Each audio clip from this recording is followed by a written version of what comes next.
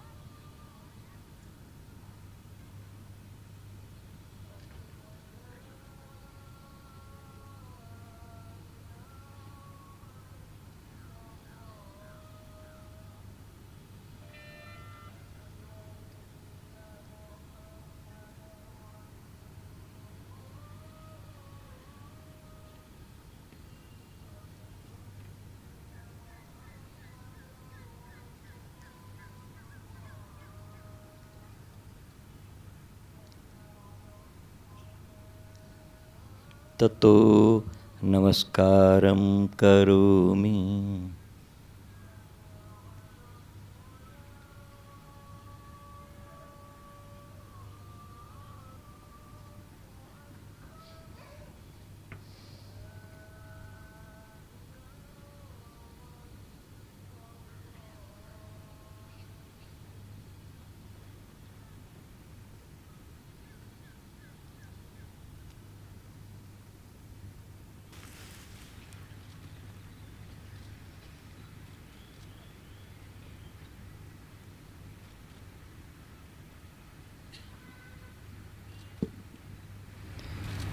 गुरु सत्ता का आह्वान करेंगे। ओम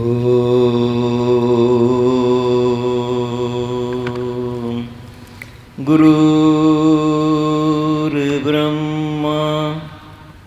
गुरुर्विष्णुः गुरुर्देवो महेश्वरः गुरुर्साक्षात् परब्रह्म तस्मै श्री गुरवे नमः।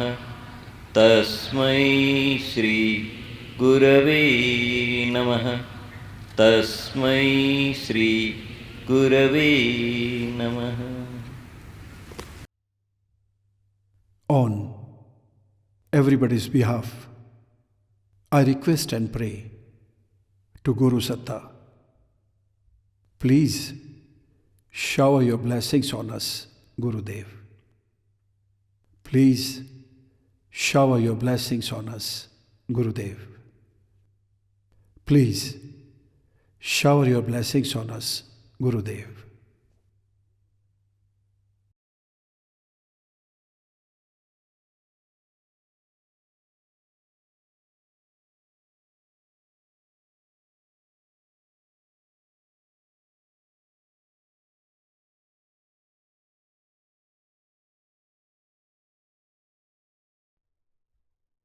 Greetings to all Sai devotees gathered here.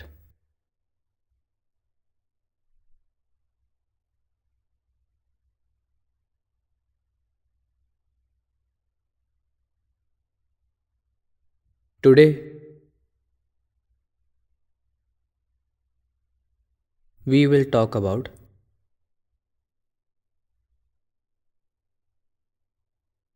an incident that happened in Raja Janak's life story. Raja Janak used to be called as Vidai.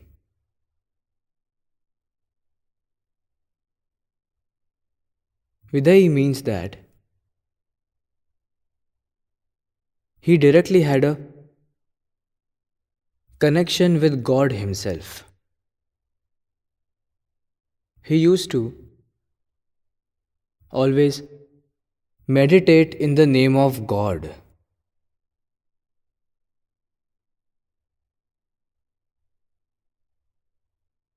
Such was his reputation.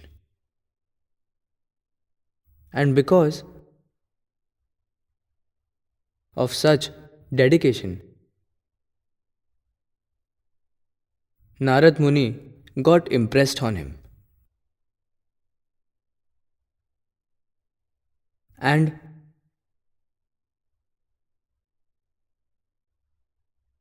then he wanted to pay him a visit. So one day, he went to his courtyard, and over there he saw that Raja Janak is sitting on the throne. A dancer is dancing in front of him. Music is being played.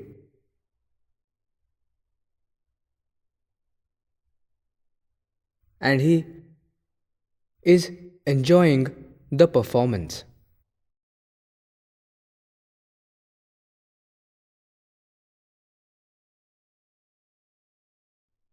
He felt very surprised that his life is filled with luxury. He is sitting on his throne. Dancers are dancing. Music is being played. He is enjoying his luxurious life to the fullest. Then why is he called as omniscient? So he went and questioned Raja Janak. You have such a luxurious life. Then why is it that you are called as omniscient? Raja Janak replied that I will answer your question tomorrow. Till then take a cup full of milk, and tomorrow take this cup everywhere you go. And after spending the entire day, if the milk did not spill from the cup, then I will tell you why am I called omniscient. So Narad Muni travelled with the cup of milk the entire day, because he had a habit of travelling everywhere. He kept travelling everywhere that day, but he did not have attention towards anything. He did not have attention towards anything. His full attention was on that cup and the milk inside it, so that the milk should not spill. So, next day, he went and met the king. Raja Janak asked him, what all did you see yesterday? Where all did you visit? So he said, I travelled a lot, but did not see anything. I was everywhere, but still not everywhere. My whole attention was on this cup of milk. I kept looking at the cup. If the milk spilled like you said yourself, why does everyone call you omniscient? Raja Janak replied that is exactly what my situation is. You can see me sitting on the throne, but my attention is not on the throne at all. You can see that the dancers are dancing here, but my attention is not at all on the dance nor the dancer. You can see the music is being played. I'm listening, but I'm not paying attention on the music either.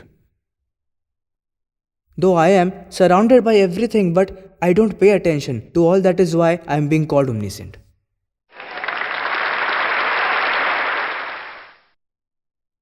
Today's story is for all the people of Homestead ideally.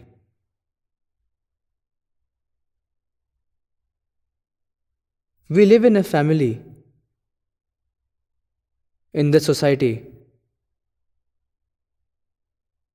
in the whole world, in between everyone. Then how can we pay attention to self? How do we concentrate on ourselves? How should we pay attention on? Be between everyone. Stay with everyone. Stay close to everyone. Very close. Even while being with everyone, keep one corner, one place, one location. After doing all the daily chores, maintain that on that particular location, at a particular time, particular corner, is reserved for you and only you, and no one else apart from you. Any place that you can choose for yourself, any time that you can choose for yourself. It should be only you. On that place there should be no one anywhere around your 15 feet, around your 20 feet. No wife near husband, no husband near wife. I mean, no one, no near and dear should be near you other than yourself.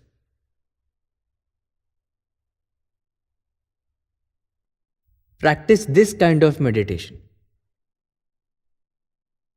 Practice this kind of penance. So after regularly practice like this, slowly, your environment, your aura will develop. Just like the balloon, when it is not filled with air, you can hold it in the hand. You can hold it properly. But if you fill it with air, it will increase in size. And you can't even hold it in hand.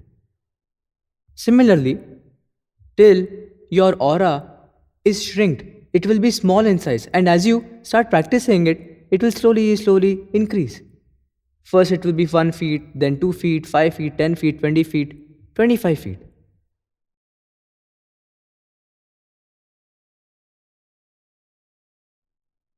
The other thing is that this is my experience.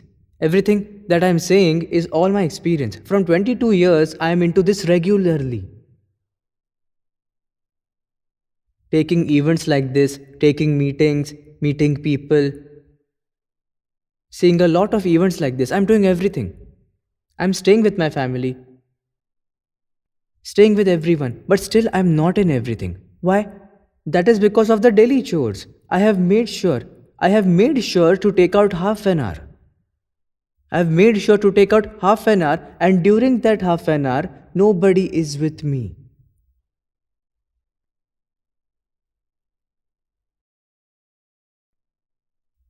It is like charging your mobile and later using that mobile the entire day. Similarly, in this way, your body is like a mobile. Just charge it for half an hour. It is more than enough. Half an hour is enough. In half an hour, your battery will recharge, and later you can use it the entire day. But make sure that half an hour is just for you, which means there should be no one else near you. 1. And 2, no person should be around you. And when I say no person, that means are not supposed to think about anybody else. Though you are all alone, but you keep thinking about a lot of people. You keep thinking about someone, so it feels like you are sitting with a lot of people. So during that half an hour, you are not supposed to think about anything, about anyone. You should think completely nil. When we do nothing, we keep thinking. You must have seen many people sitting and thinking, and when asked, they are thinking, what?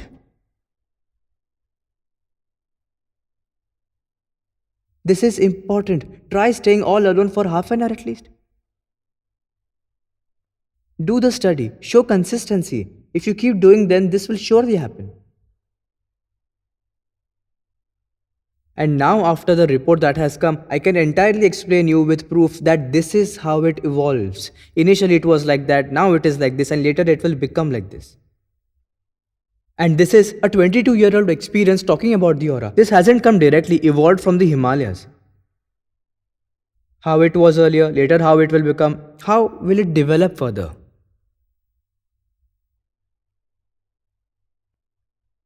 So, when I can do it, so tell me why can't you do it? Even you can do it. So for it, you need to meditate regularly, practice regularly. No, you do not need to do it a lot. Once a doctor asked me that, since I have holidays on Sundays, I meditate for 8 hours. But the other 7 days I cannot. Will my situation improve if I do like this? I said, keep your phone for charging the entire night. Will it charge more? Tell me. To charge a phone half an hour is enough. Similarly, to balance the body, to maintain the body, half an hour is enough. Similarly, no need to charge too much, just need to charge regularly. So stay with family, in society, with relatives. Stay with everyone, but do not stay with everyone. And do not do the mistakes that I did again. I used to talk about meditation and only meditation all the time. Only meditation all the time. That is why my relatives used to stay away from me. Even at some or the other marriage function, if I'm sitting in a corner, my relatives wouldn't even wander around me at all, thinking that I will bore them to death by talking about meditation. You should stay with everyone. Like the way you are with your relatives or with your friends, just stay in the same way. First, you should stay with them. Be with them, and later slowly, they will get to see the difference in you. They will notice it. Before you do it, they will know it. They'll realize. Like we know that just as how we see inside the mud, you can see the lotus grow.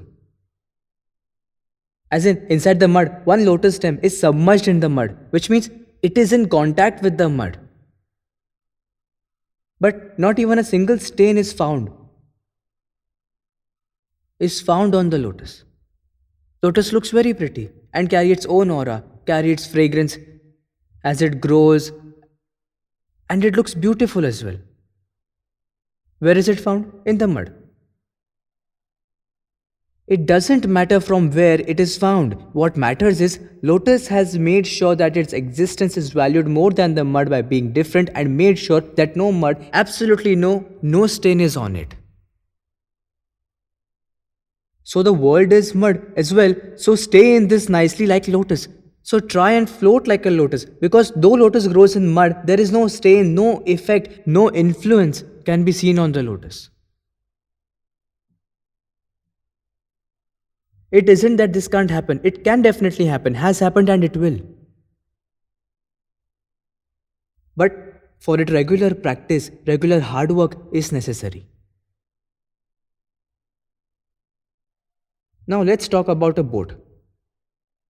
You have seen that a boat floats on the river, but even after many hours, the boat floats on river, but river doesn't enter the water.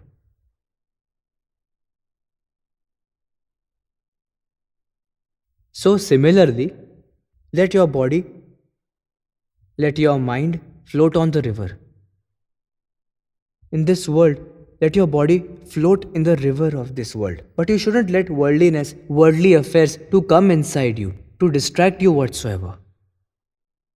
Despite that, you should go ahead in your life, progress in your life. So make lotus your idol. Make the boat your idol and learn that even after being in between so many people, one should know how to be different. On the other hand, the one who keeps talking about global welfare and global peace, there is no value in it. Actually, such thoughts, such concept itself is wrong. Global peace means peace in the entire world. Global welfare means welfare of the entire world. When so many of our gods and goddesses themselves couldn't do it, you think we can do it? First of all, what is global welfare? First, try to understand what is world. It might be global peace, global welfare, global happiness can happen, global solution to everything is possible. But before that, understand the meaning of global. What is global? Global doesn't mean the whole world. Global doesn't mean this world. Global means my very own world. It could be 20 feet, could be 15 feet, could be 25 feet. You go create your own inner world. You have all the rights in your own inner world. You can create a world of 20 feet, a world of 25 feet, a world of 30 feet. A beautiful world with welfare, a world with peace, a safe world. If you go anywhere, in any corner of the world, you would still find your world to be the same. A peaceful, welfare world, secured, lovable. Nothing else in the entire world will matter. You make your own world. Yes, if you will understand that kind of world, you can make your own world. In your lifetime, you can make your own world. Make your own happiness. Then you can go to any corner of this world. Your world will be the same as it is. Lovable, peaceful, and the best.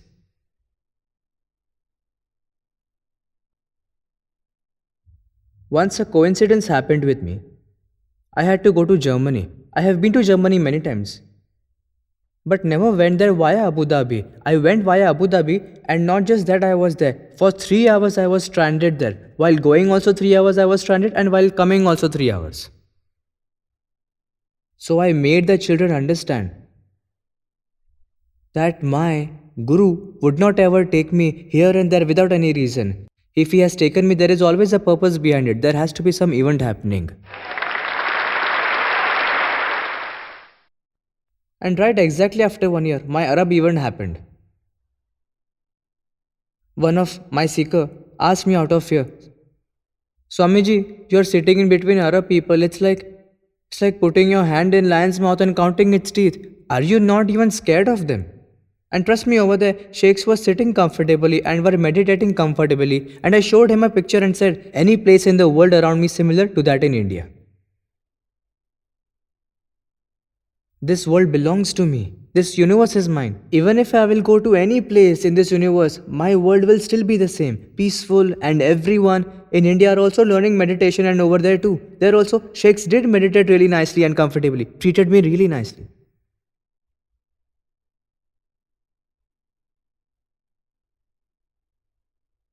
So first try to understand what world is. World means your own inner world. World is not about this whole world.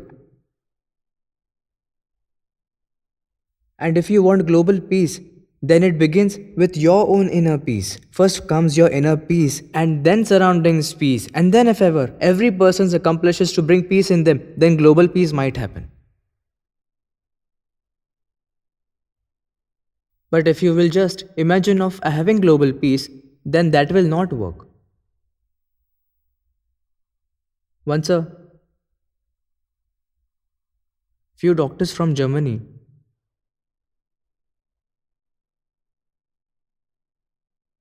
came to me and said, Swamiji, we want to bring world welfare. We want to bring world peace. People like this who do the big talks, I do their liver checks first. Their liver was hot, and I asked them if they have peace in themselves or not. They said no, they do not have, but they want to bring global peace. I said, when you yourself don't have peace, how will you bring peace in the world? For bringing global peace, first you need to bring peace in you. Get a solution for yourself. Attain peace for yourself. Until you don't have inner peace, you don't have self-satisfaction. How will you bring global peace? This cannot happen.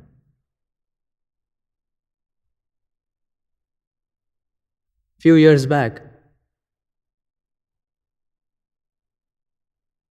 inside Paris. A big convention had happened on pollution.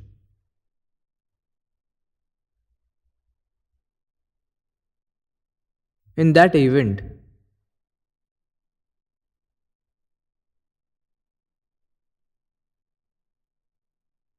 people from different parts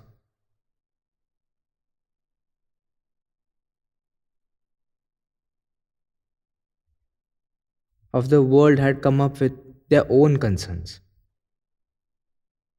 Somebody talked about the water pollution that was going on. Someone were concerned about air pollution due to factory was talked about. They were concerned about all kinds of pollutions, hence their discussions. And also that pollution is increasing and were expressing concerns over that.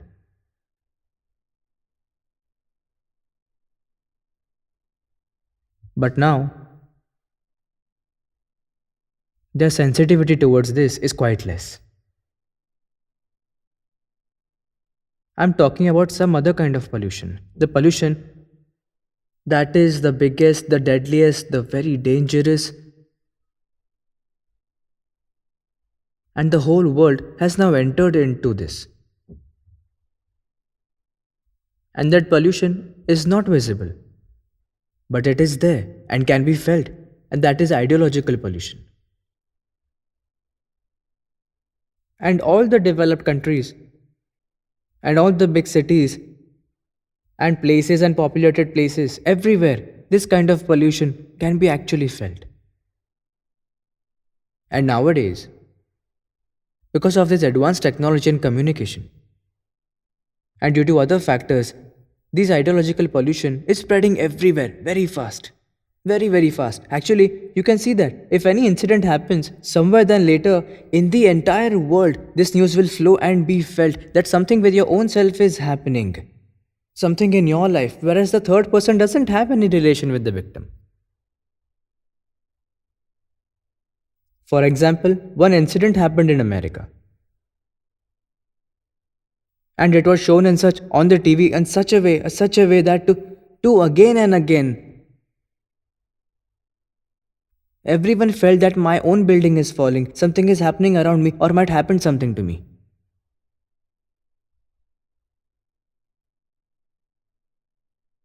This ideological pollution is spreading very quickly.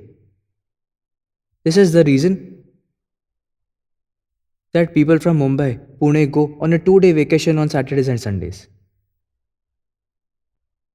In big cities, it is there. All big cities people go out on weekends somewhere far, but will go for sure.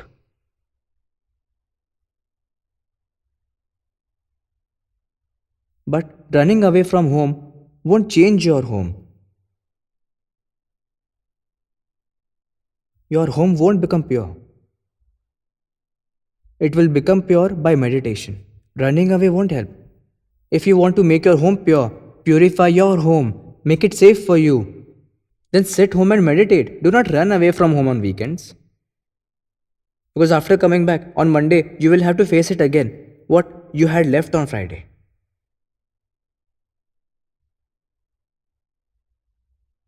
Ideological pollution problem is very fast. And second, because of which different type of tensions, different kind of fears has spread all over the world. Today, parents are only scared of one thing. They are worried about one thing, that how will their child grow in such environment? How will they develop? And are worried about their safety. Their child shouldn't go on a wrong track.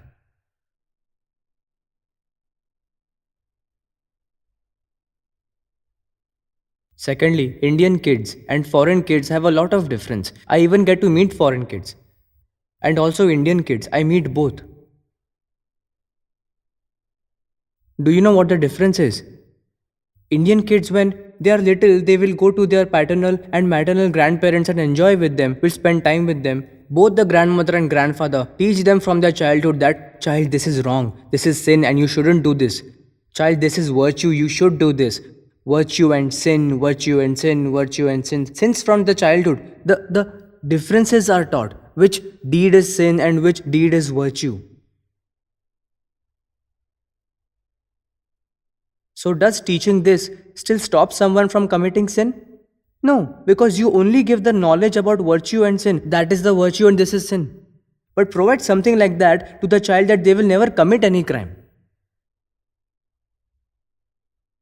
I am requesting the grandparents that either do not talk about virtue and sin, instead try providing something like that they won't even think about committing any sin. And if you cannot arrange something like that, then ask them to meditate. I will give you the guarantee that they will never commit any crime.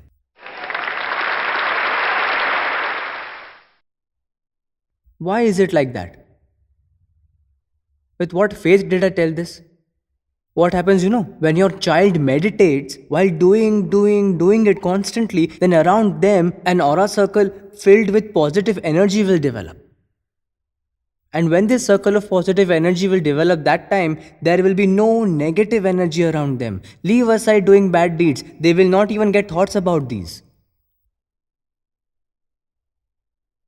For doing negative karma, one needs to get negative thoughts, which they won't.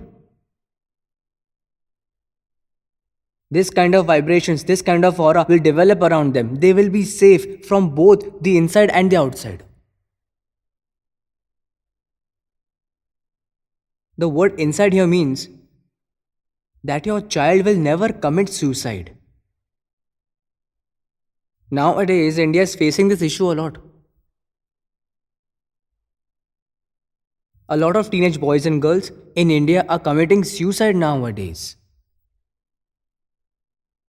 Farmers are committing suicide.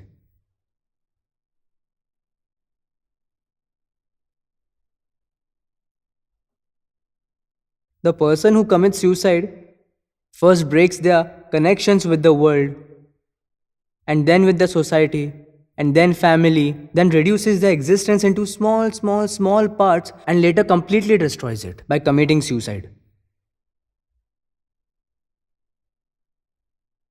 But the person who meditates, the boy who meditates, he would know that he is not alone. I have millions of people with me. I have a lot of people's connectivity. You cannot die when you have hundreds of people with you. I'm telling this all with a belief that there are millions of seekers. It's been 22 years that I started seeking. Till today, no one has committed suicide.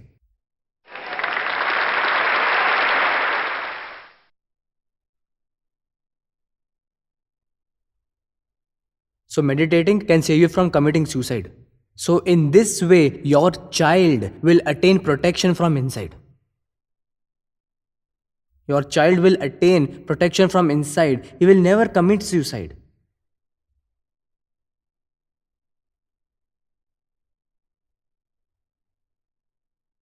It happens. A lot of time lover boy comes to me and says that Swamiji, she broke my heart, so I want to commit suicide. I tell them, die in the name of your father, die in the name of your mother who gave birth to you. That girl did not give you birth. How can your birth be given by someone and you die because of someone else? Die in the name of your mother, die in the name of your father. They gave you birth. They brought you here. You should die in their name. And did that girl bring you in the world? No. So why die because of the girl? Why is it like that? How can you even think so? Lot of people say, teacher said like this, so left meditating. Chief mentor said like that, then left meditating. He did not give me gift, so left meditating. Why? Did you come here for your gift or what? I don't feel any sorrow. It is their own deed, their own negativity. It becomes a hurdle for them somehow. Becomes teacher for them in their lives. Becomes chief mentor for them in their lives. If your guru got you into meditating, then the one to take you out also should be him. If he does, then you go. Till today, I haven't done that.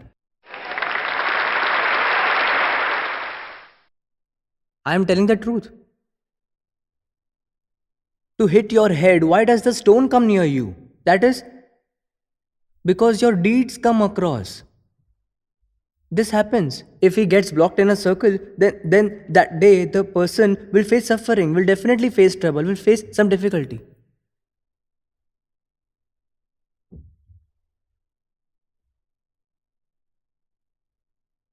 So I only have one thing to say.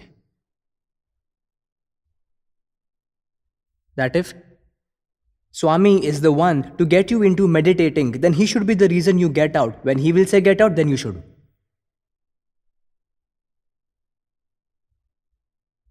Tell me how. How can the one who got you inside and outside be different? So many small issues. Feels shame to even talk about it. Because of these small issues, they decide to leave and go.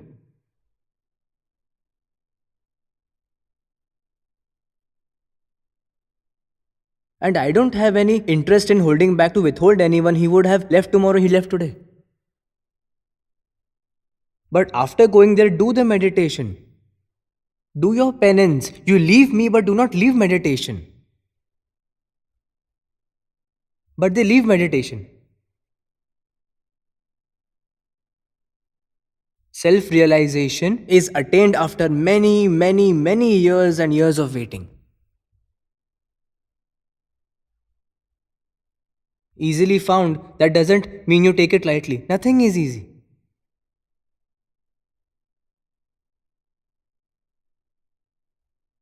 Tomorrow all of us will work on self-realization. Come with a pure mindset and pure position and come peacefully. Tomorrow is Thursday.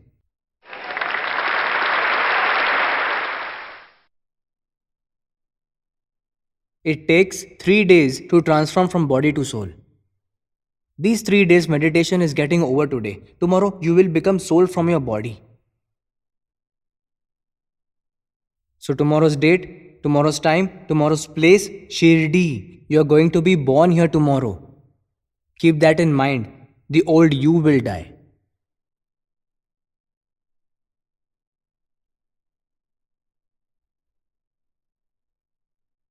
Make your new birth chart tomorrow. So I was saying that give your child protection from inside and outside too. From inner protection, I mean that your child will never commit suicide. This is inner protection. And protection from outside means that no tragedy or accident will happen with them.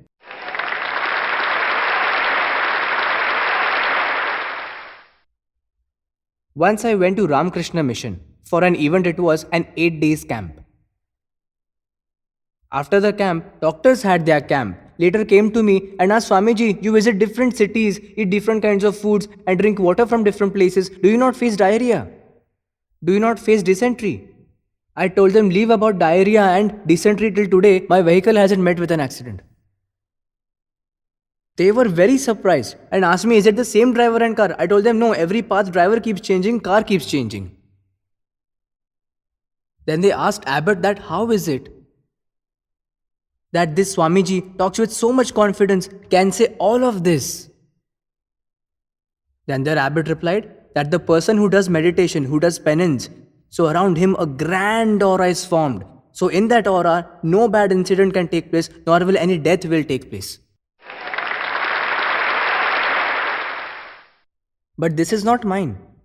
This is same for the seekers as well. And even the seekers have experienced this multiple times. So there is a reason to teach meditation to the Jain monks, because people tend to die in road accidents. A lot of time you might have seen that once this sage died, once that female sage died.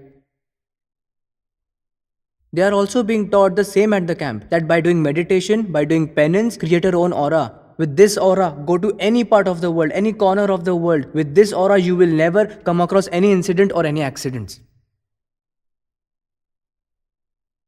And that is why on this safety year, I am teaching this to soldiers. Because they have to face a lot of difficult hurdles. Be it the border area, terrorists area, or any area. If they will go to any place, any area, they will be completely protected. They will protect themselves. Nobody else will protect them. They will protect themselves. It has happened. In United Kingdom, few seekers got into Afghanistan army with difficulty. So many incidents happened with them. They used to say they bent down to get the coffee mug or to get tea. Something like that happened. A bullet went nearby the ear, but they did not hit anyone. They were all safe. Why? Your soul gets to know that a gunshot is about to come. But when you have a sound coordination with your soul, then your soul will always protect you from it. It has happened a lot that in Mumbai, so many bomb blasts happened. In that also many seekers have experienced. And seekers for some reason stopped but did not reach the destination where the incident took place.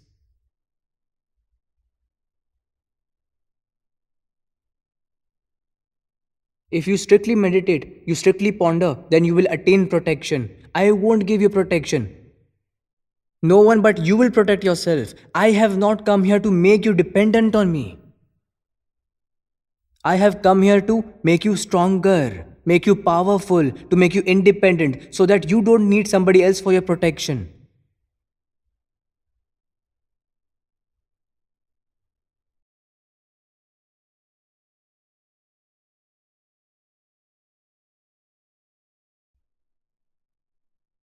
Last year,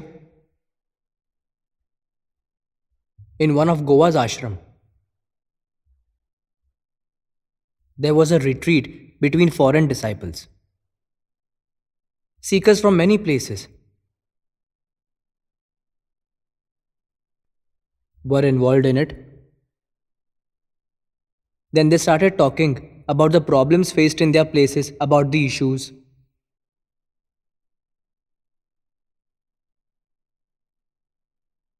You will be shocked. From Canada to Japan, there is only one problem, just one problem, that every human being is feeling unsafe.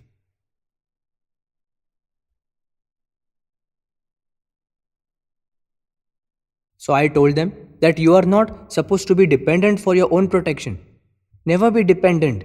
For your protection, protect yourself. Do meditation, do penance, build your own protection aura, protective vibrations, and in that you will stay completely protected in any part of the world still.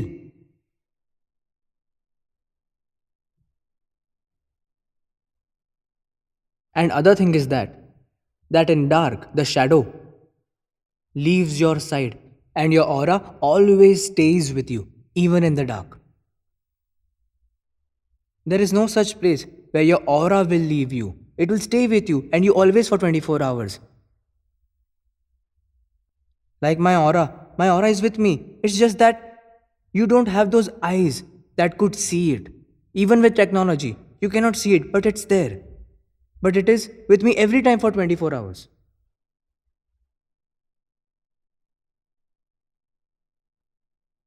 Which means wherever you are for 24 hours, you are safe. So if you meditate and do penance, then you will attain inner and external complete protection.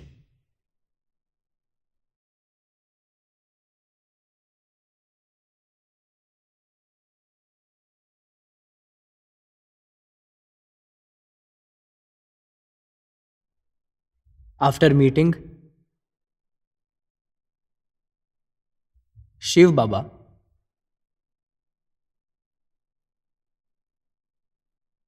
my mind was experiencing a kind of peacefulness. The search for the divine was over finally. My search for finding, wandering everywhere, the divine stopped.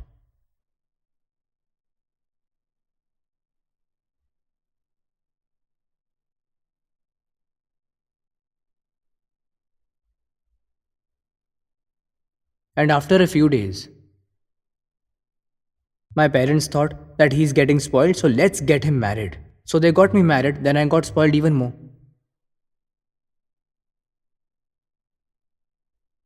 I told my wife that I feel that I want to go to Himalayas. My wife did not question me that why did you marry me then? She was like, no, the soul guides you by such communication, and if it tells you to go, then go.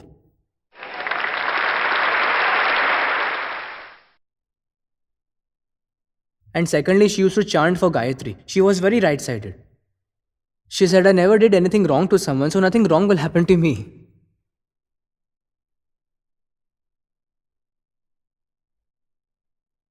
Teacher, Shri Ram Sharma ji, in the form of Gayatri mantra, gave this world a gift. I do remember.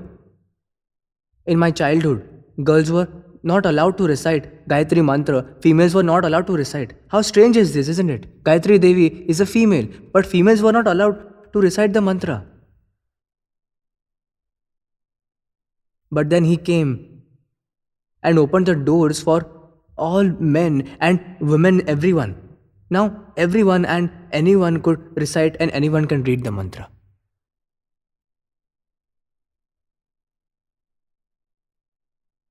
Gayatri Mantra reminded me that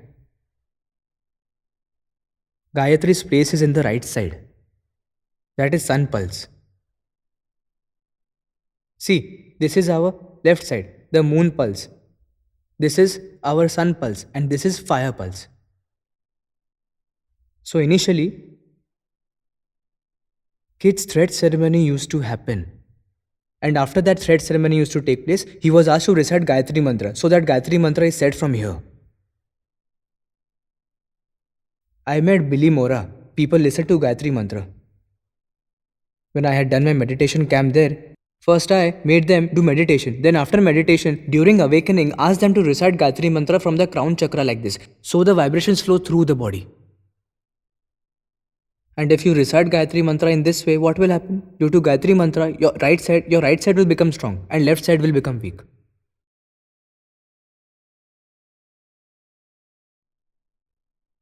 Everyone's paths lead to same destination, but in different ways. Some come through left side, some come through right side. Left side means it's a path of devotion. Path of devotion means get devoted so much that as if you're devoting to Lord Krishna, so much so that they forget who they are and remains only Krishna.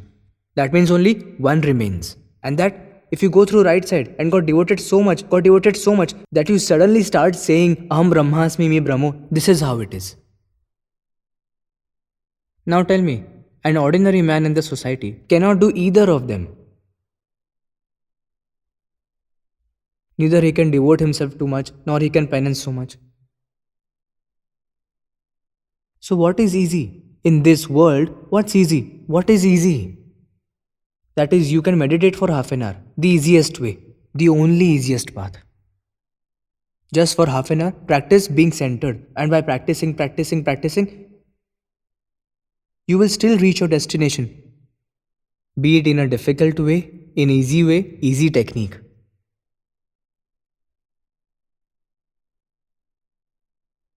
So today, I will talk about 4 major keywords of the society. Society has 4 major key pillars upon which the whole world is dependent. What are those pillars?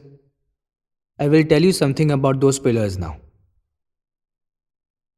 So very first pillar is doctor,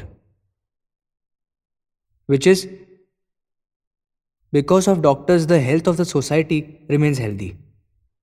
So in order to have a healthy society, the health of the doctor also needs to be good. Whereas the doctors don't take care of their own health. They overlook their own personal health. They are busy in keeping your health healthy, but they don't take care of themselves. They don't pay attention on themselves, so that's why I do. That is why I take doctors' camps. I feel that is important.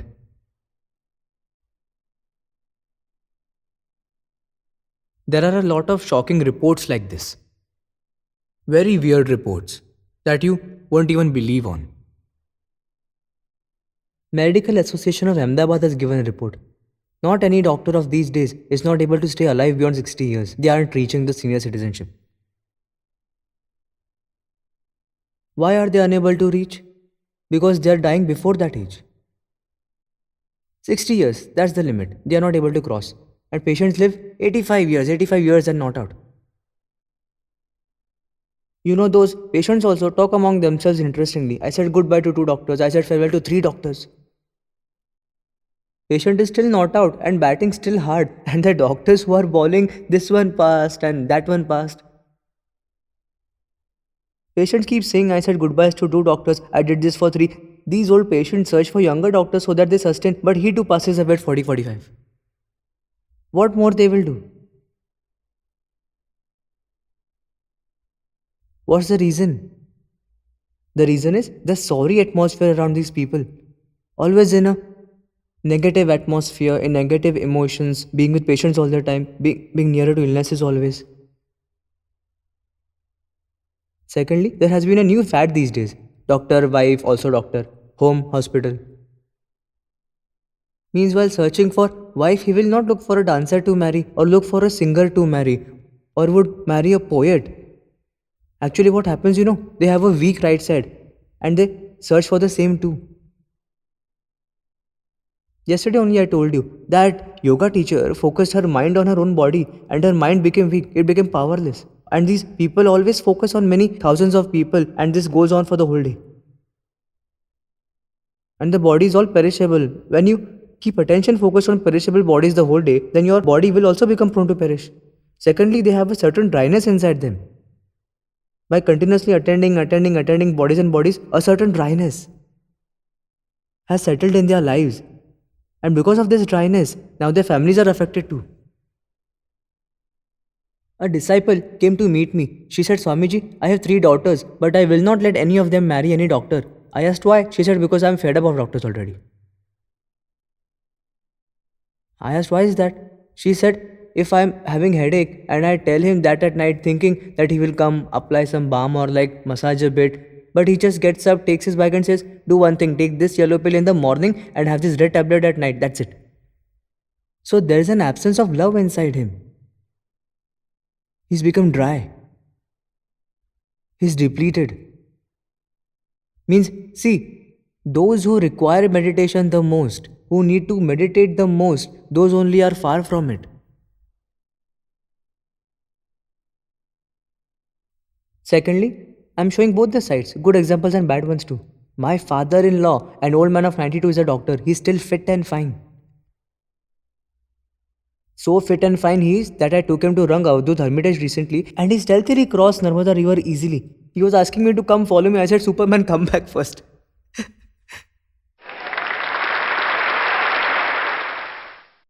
So really, these doctors need to examine him really. That he is an old man of 92 and still sturdy and you become weak at the age of 60. Then what is that he has which you don't have? He is a devotee of Satya Sai Baba. He is immersed in prayer songs the whole day and after that whatever he gets from his patients, distributes medicines to poor people, does his social services.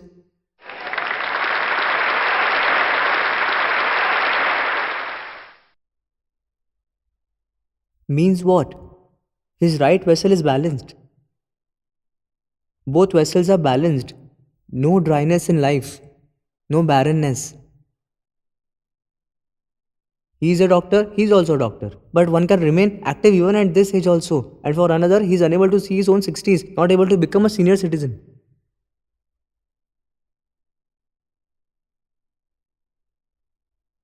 When these doctors ask me, Swamiji, how can we be benefited by meditation? What would we get out of it? I said the benefit is this, when you will ask the patient that you should wake up early in the morning, then your inner voice will say, you yourself keep slumping till 9:30. You will tell the patient, do not eat deep fried food. And then your inner soul will say, what about you eating fried food all the time? Means whatever you will be advising your patients, your inner self will keep pinching you. You yourself are not doing anything that you are asking patients to do. What will happen by this? Slowly changes will happen inside you too. You will also change and you too will avoid doing same things. Regular exercises, getting up early, you will also do this.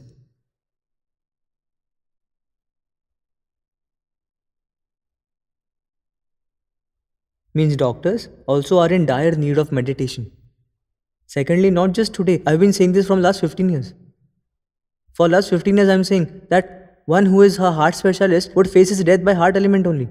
One who is cancer specialist will face his death by cancer only. Research and see. Just some time ago, Times of India ran this news. 7 heart specialists from Mumbai died from the heart issues only. What is the reason? Doctors keep researching on many illnesses of others. They should see this also. That why heart specialists are dying from heart issues. Why cancer specialists are dying from cancer. The reason is they are engulfed in heart patient, heart patient, heart patient, the whole day the same collectivity, the same vibrations. On top of it, they have seminars over heart elements by heart specialists. Discussions on heart only. The whole day only heart, heart, heart. Alright, but is this heart healthy? No, all sick hearts, all weak hearts. I asked the doctors, you thoroughly sanitize your hands after examining a patient. So when you wash hands, they are free. What about the conscience? The attention that you paid, what about that? Conscience got invested, what about that? Secondly, what happens? A patient would remain in the ICU for 3 days or 4 days in his life. These doctors are in the ICU for 24 hours a day. One patient goes out, then again he has to focus on next one. His attention is constantly in the ICU. Doctors keep saying, Swamiji, we are never free. Patient comes and goes, comes and goes. We are here for 24 hours in the ICU only. How? One patient comes and goes, he goes away, next one comes in.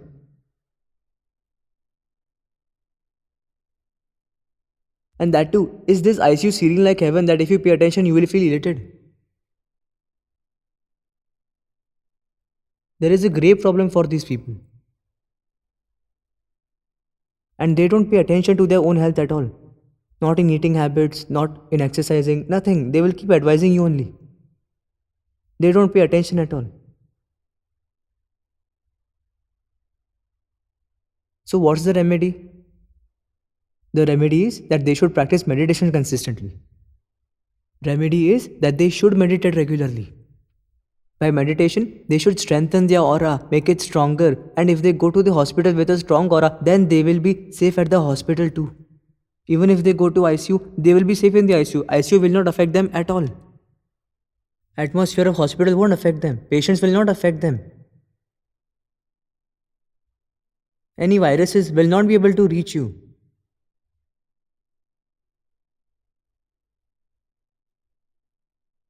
But contradiction, those who need meditation the most are running far away from it.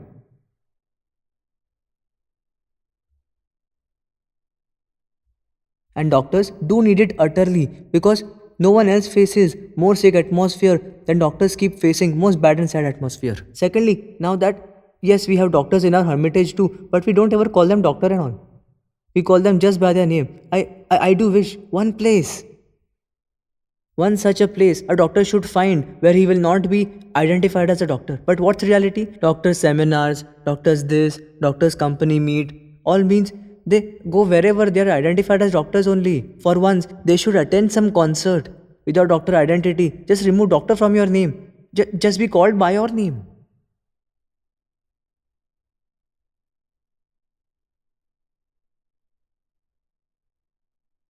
But what I mean is get rid of that same monotonous atmosphere around you, please. And they have to do themselves. What can I do for it? We can just guide. And when you marry, get married to a dancer. If you want to marry a singer. If you want to marry a poet or a poetess or writer. Means who has emotional wetness, who has a certain, softness. Marry her. You are dry, she is also dry. Then everything will be dry.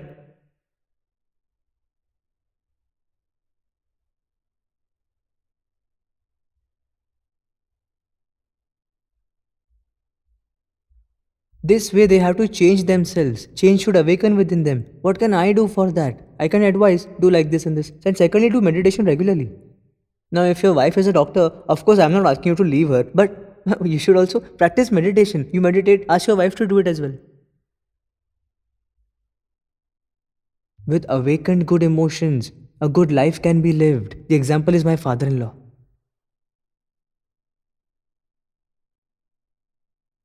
How hale and hearty he is, you also be.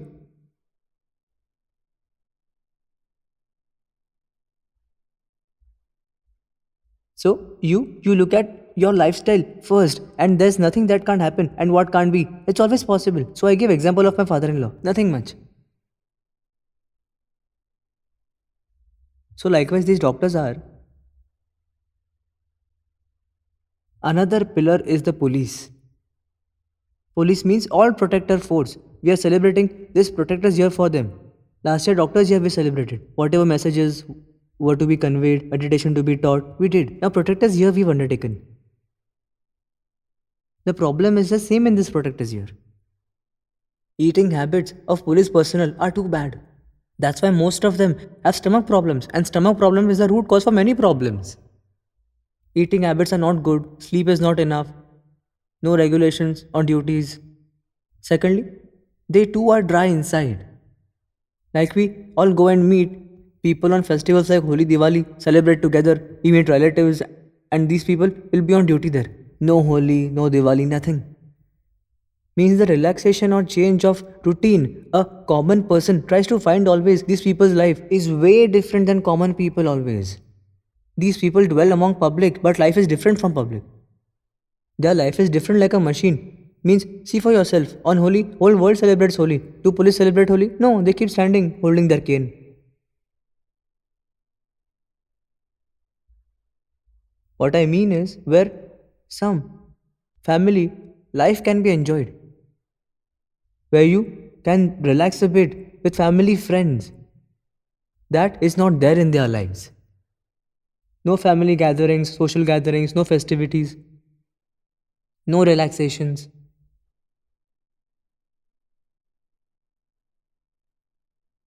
So because of this, deep inside within our entire body, stress starts producing.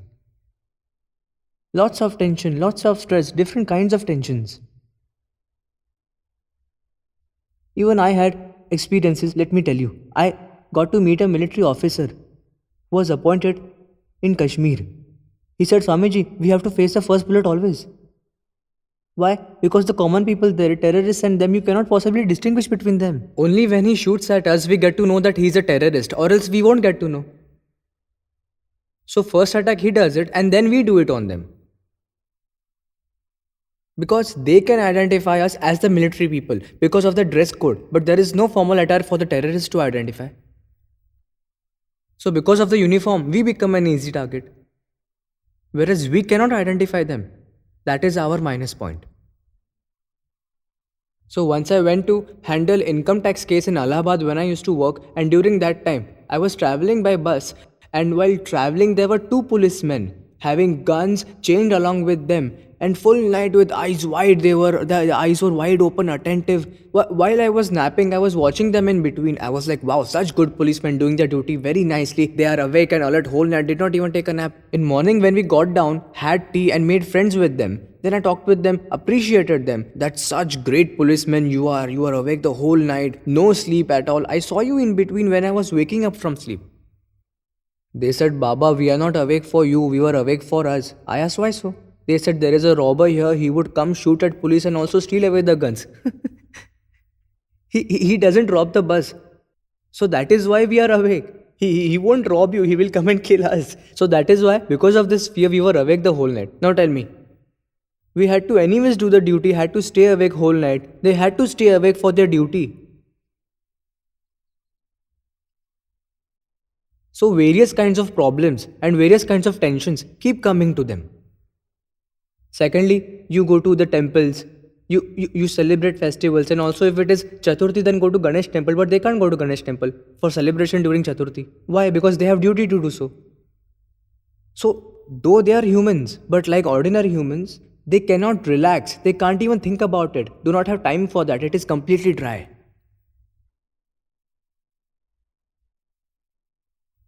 Secondly, like what I told yesterday from past 20 years. Many changes have come in human brain. The human brain has evolved. Like me and my father don't have differences. We both have seen the Ambassador and Fiat ages. But me and my son have seen a lot of differences. So from the past 20 years, the brain has developed a lot. And their parade, left, right, left, right, left, right is still going on the same on and on. The Britishers had invented it to bring balance in humans, to create balance in human. Left, right, and look straight ahead. It is said that it is good to do that sometimes because of the parade. And because of the parade, they invented this to bring balance in humans. They tried to. 200 years before, their effort was fine. But if we do the same, even now, then what would be the result? Today already, our right side has developed a lot. The brain has developed a lot over the years. And in the parade, we are still trying to balance with the same old techniques, same old methods. So it won't work. Imbalance will happen because you will try to make right side powerful as it was 200 years ago. But just understand, but your right side is already powerful as it is. The brain has developed a lot, but if you will still do it, then imbalance will happen. Imbalance means, you know what? Right side will become more powerful and left side will weaken. A phase of imbalance will occur, which will lead to frustration. What happens is, the situations we get ourselves in, we need to adjust according to that situation. So what can we change in this? What can we do different? To balance it out, you should meditate.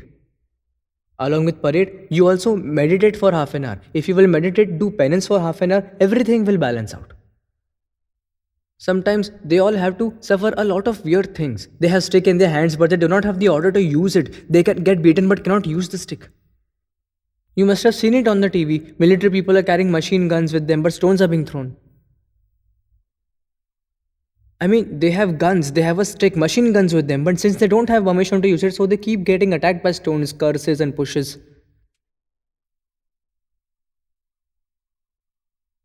And they are also humans. What do you think? These situations don't affect them at all or what? They have gun and the opposite person is pelting stones at them. They do feel like shooting them, but they cannot even think of doing that. So this kind of frustration that is generated, they keep it inside and control and later they burst out anger somewhere else. It will be terrible. Would be even much stupid. If they do not get holiday, then they'll shoot the officer and shoot themselves. Just for that one holiday. The reason is very simple, it is very easy. So this mind torture that they go through on and on, and after controlling for a long time comes a very futile reason when the anger bursts out. So the time to balance from left side has gone away. Alongside with the left side, it is very, very important to do meditation. Meditation is very important. If you will meditate, only then you will stay balanced. Your left side will be proper and so will your right side. Or else what will happen? Your right side will become powerful and will lead to a situation of imbalance.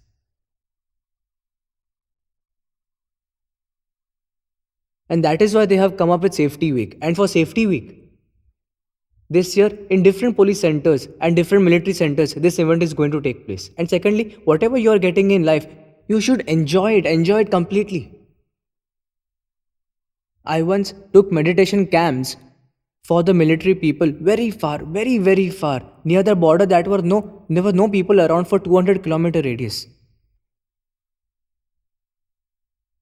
And they said there are no people here, no people around 200 kilometers. I said, that is such a nice thing. Saints are always in the hunt of places like this, and you have found it. One can sit on one mountain, the other on the other, and nicely do meditation. Good that there is no one around you. Why do you even want people? I told them, in Himalayas, there are such places which we cannot even imagine about places where humans stay. You can actually find them there. They find places to do meditation, to do penance, where there are no people around.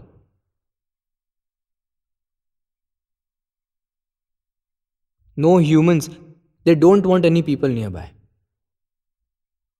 Why not? Humans are the most dangerous animal on the planet because they think. And for meditation, you don't need to think. Just feel it yourself. I'm telling you, just do it. Like that, go and meditate for 15 minutes. 20 minutes, all alone at your home, on your terrace. Keep practicing, and after constantly doing, you will develop your aura around you, and from inside your inner soul will come out.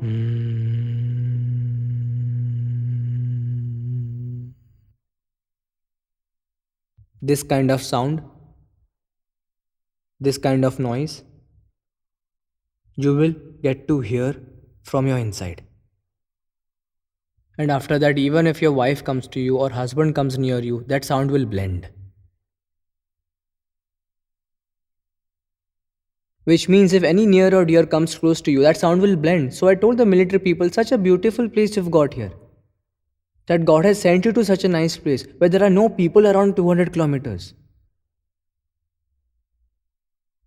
There are only limited people, just as many you would have at your station, and rest you all can go sit idly and meditate. God has given you such a nice opportunity. I mean, the kind of situation you found yourself in, you got the best out of it. See, in life, there is no plus or minus thing ever, never in anybody's life. As Ramdas Swami said, there is no happy person in life in this world. No one's always happy in this world. Some have plus points, some have minus points.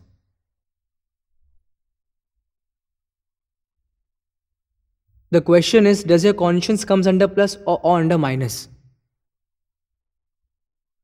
I'll tell you something about me.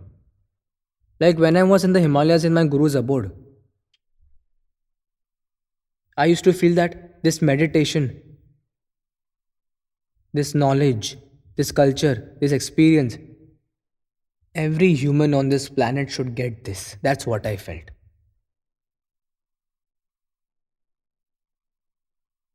Means this thing was minus. Feeling was there, but I was unable to do it. The abode of Guru was a plus. Now the Guru's work is happening, that is a plus, but the Guru is not there. The Guru's abode has left, that is a minus. Which means one thing is there and another is not there. But he wasn't upset. Last time I was in Guru's abode, I was enjoying that. And today at Guru's work, I am enjoying that. So now wherever you are, whatever plus you're getting in life, only look at that, not at the minus. Don't cry for it. If you will cry, then you will come crying and you will go back crying. You will keep crying. There are some people that stay sad all the time. Their face always has this dull expression. You'll also be like that. What is plus in your life? Find it in your life. If you will meditate, then your vision will become positive. So I told military people that you bring positivity in your life. You live in such a nice environment, such a nice place you live in. There are no humans around 200 kilometers. If there are no humans, then there are no thoughts. Whatever you will think will be your own thoughts. Rest, no outside thoughts are going to come and disturb you at all. Once what happened that, I don't know, out of nowhere, all of them came in search of the ashram that was located in Kutch. And ashram people got scared that why are military people coming here? They were like, we wanted to see Baba's ashram, so we came. So they came to see me. Whereas they did not know that I had travelled from there from an event or something.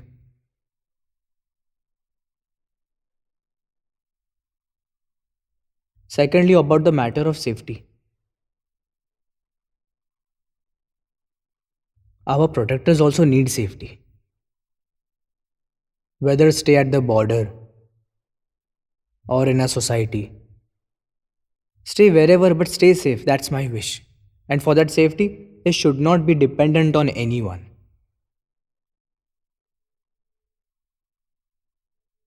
By doing meditation, by doing penance, they create their own aura, their own vibrations, and that aura will keep them safe everywhere, even at the border.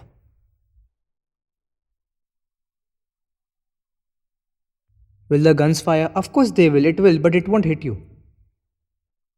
The bomb will burst? Of course they would, but it won't affect you. You will be safe. I don't care about the others, only you matter to me.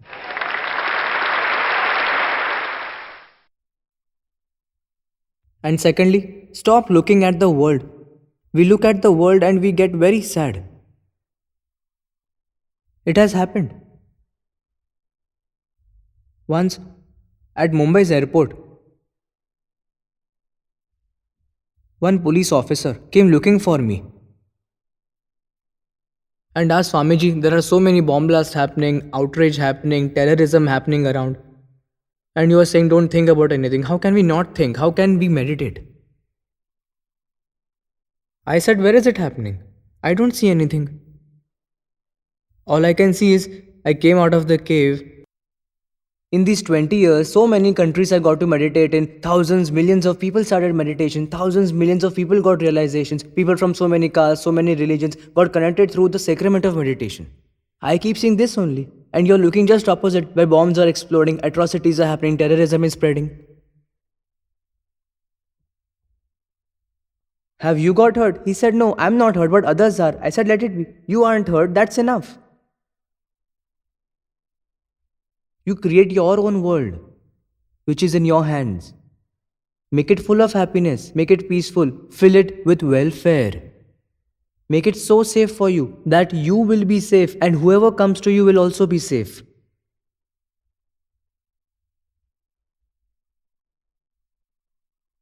And such inner energy,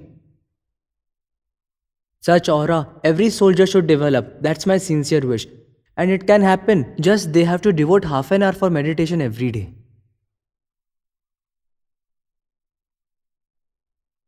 Secondly, for their own safety, they aren't dependent on anyone else.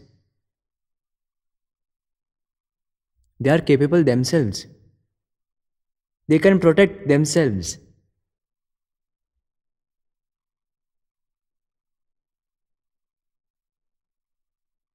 So the second pillar is the police and the military, the protectors.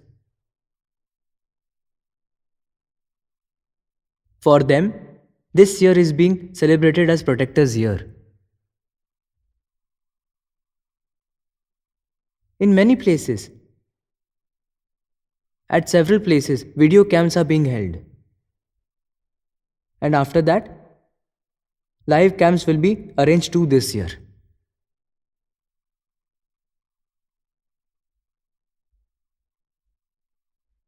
Third pillar is the lawyers. Lawyers are no lesser than doctors. Their state is just same like doctors. They work in a very sorry environment.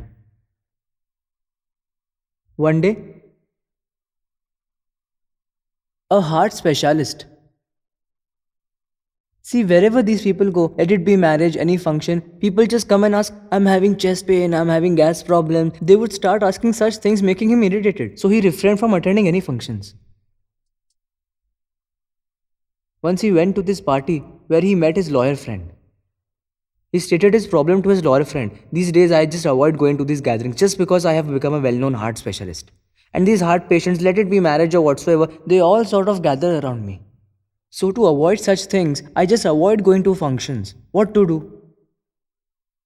The lawyer friend said, don't stop giving advices to them. But after you give the advice, start sending your due bills to their homes. That you asked for my advice yesterday, this is the bill for the service. And see, as you start slapping bills, they will stop even trying to get your advice. The doctor thought, yes, it's a good idea. I will really start doing this. And the next day, this doctor himself got the bill from the lawyer. Yesterday you sought my advice, this is bill for it. Lawyers are like this. Secondly, do you really think that these lawyers read Ramayana and Mahabharata? No, they keep reading the history of all the criminals. Cases and convicts, non-stop, continuously they keep on doing this on and on. Secondly, in the court, the parties which don't want to even look at each other have to come face to face. And judges and lawyers have to endure this charade. So they have a third eye chakra problem. They can have ENT problems that get surfaced. Eye problems may occur, ear diseases may occur, throat problems may occur, nose problems may start. Third eye chakra problems start taking place in these people because the atmosphere is too dark, too bad. If you want to see this, install one temperature meter outside and see. Then take the very same meter inside a courthouse. You will see the heat increase there. Just do this experiment. I have done all these experiments. You also do it once.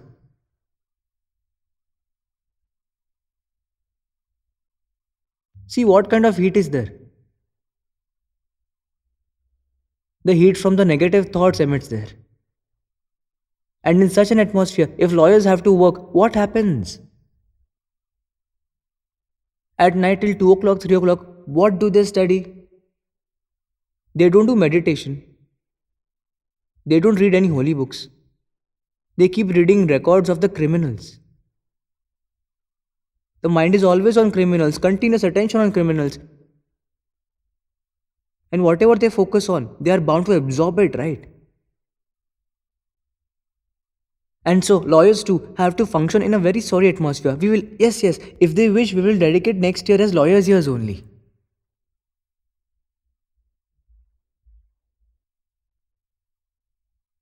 These are the main pillars of community. And the bad atmosphere they keep working in. This bad atmosphere is bound to make adverse effects on them and they don't even realize. Secondly, these days, testing aura has become so easy that lawyers should keep checking their auras. So you become a lawyer, check your aura. After 5 years, again check it. You will come to know what state the third eye chakra has reached. Everything has its own bars. Don't just believe in my talks. Don't just hear me out. You yourself judge them if these are true or false by your own experience. Leave alone 5 years. See for just 1 year. How was your aura 1 year before and now how is it?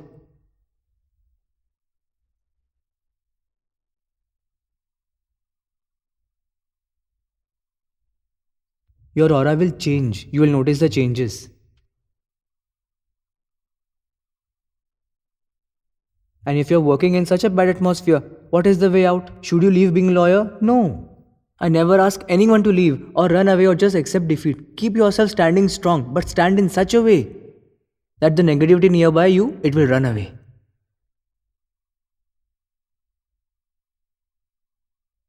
Meditate, keep practicing, create good aura, make it stronger.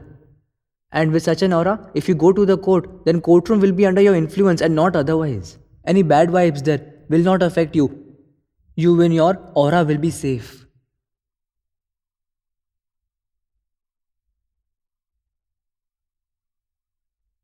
And the fourth pillar is politicians.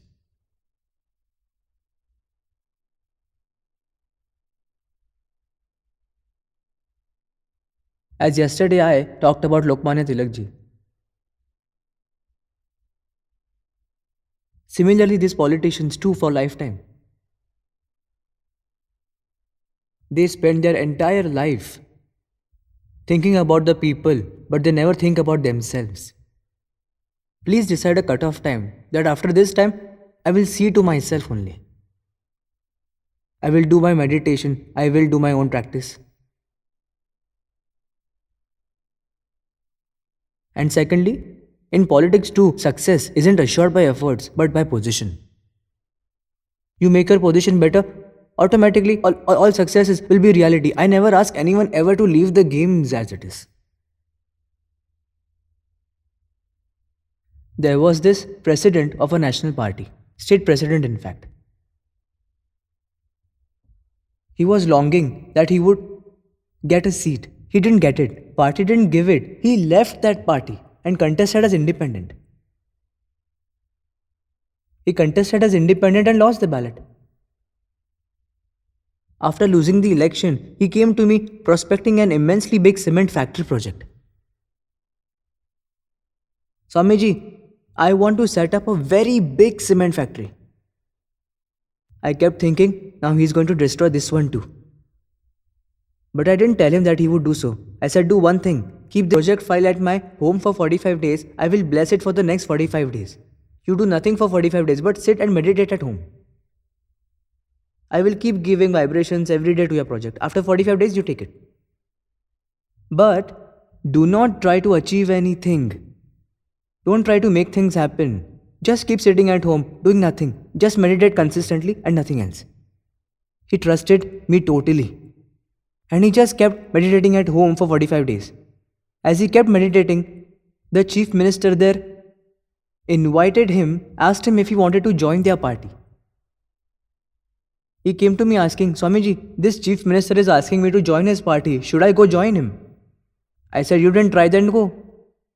So he joined that party. Given that, he was very senior, very experienced. Many juniors had the cabinet minister status, only he had not. He was awarded that. He said, Swamiji, they are making me cabinet minister. Should I accept? I said, you haven't demanded, then accept it. And after that, the cement factory file is still lying rusting at my home. He became a cabinet minister. What I mean to say is, when you elevate yourself to better, you will get success in your own field itself. No need to run away. Just keep standing strong. but be neutral and stand. Be balanced and stand. And how this politician's brain works, let me give you an example. A minister, whenever he saw me coming as I would about to get into my car, he used to open tobacco pouch and eat that tobacco. Like this he would throw in the mouth. And all the disciples used to curse him. Don't you feel embarrassed, shameless? Being minister, what do you think of yourself? You eat tobacco in front of Swamiji? He used to react nothing. But whenever he saw me leaving, he used to come and stand there and eat this entire packet full of tobacco. People used to curse him, but he accepted that, but ate tobacco always. This went on for 6 months. After 6 months, in a program, he announced, "You people used to curse me. I ate swearing words and also ate tobacco. Deliberately, I used to eat it in front of Swamiji, so that he would pray that my addiction of tobacco should stop. That tobacco addiction is gone today."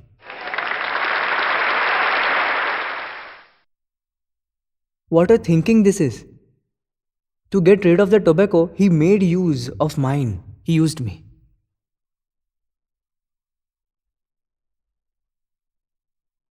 What I mean is, the world of all politicians is also a very different one. And in that world, they should combine meditation with that. It's not like we didn't try. We have held camps for the MPs in 2013. We held a camp for all the MPs at Delhi itself.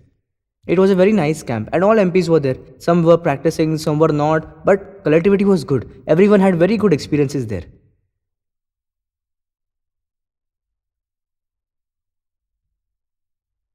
Just in December, from Nepal, the Kantipur media group people had come. It is a big business there. Media business. They own newspapers too. They have their TV channels. And at that time, elections were scheduled there. Swamiji, please tell us which party should be winning, who should get backing. They had come to interview me, all the way to India. I told them, don't give priority to the party. Priority should be the person. If we put clean water into a pool, the pool will have clean water. If we put contaminated water, then whole pool will be contaminated too. The good people make a good party. A good party can't give good people always. Whatever party he belongs, don't go for which party he comes from. You see how good the candidate himself is. Elect the good candidate. If you start electing good candidates, automatically party will have to offer good candidates. Only those will get tickets who are good people.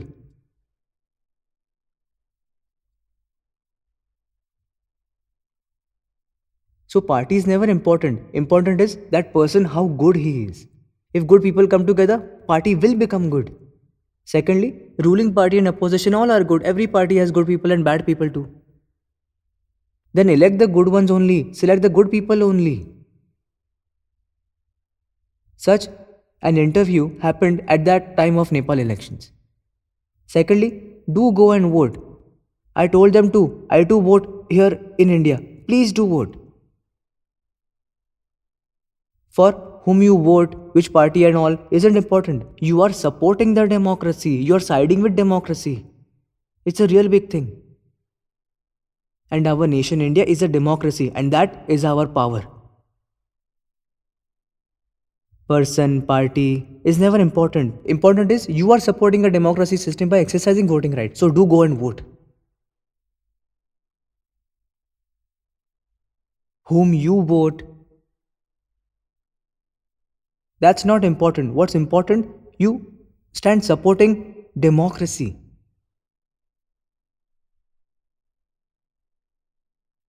So these are the 4 main pillars. Doctors, lawyers, police, military, and politicians. In politics, who doesn't have chair keeps running in order to get it means insecurity. And secondly, who has got the chair, who is always afraid inside that he might lose it, and that is what you call tension.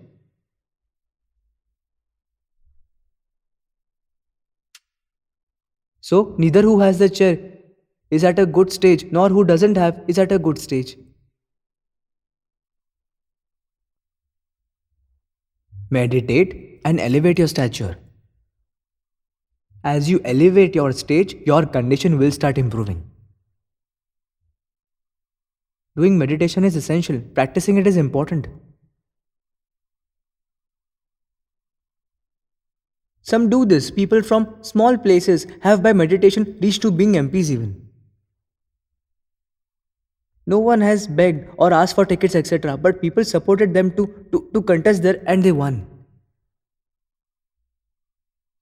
You elevate your stage. The condition in which you are will change. What we keep doing, I'll tell you, not only MPs do, not just others do, we all do. Why we do is whatever energy we have, whatever strength we have, everything we use up to change the external conditions.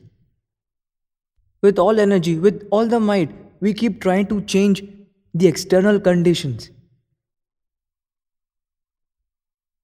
When the external condition is just the mirror of the internal condition of us. Your face, my friend, is black, so you too are seeing black. It's red, then you will see red. Your external condition is bad because your internal condition has gone bad.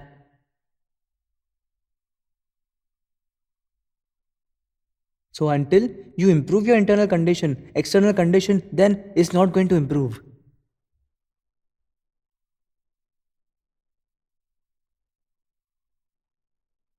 So stop trying to rectify the external conditions. Improve the internal condition of yourself.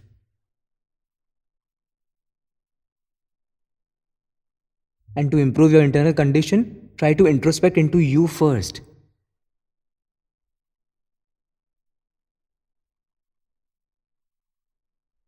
First you understand yourself, get to know yourself. Start going inside you, go deep inside. Don't just go, be inside.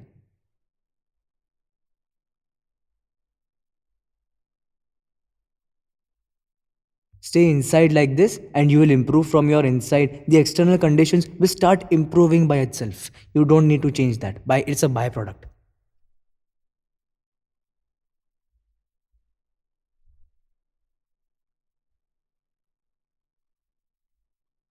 Today's chakra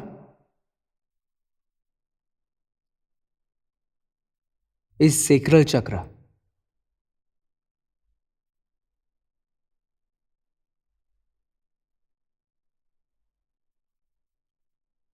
The sacral chakra is related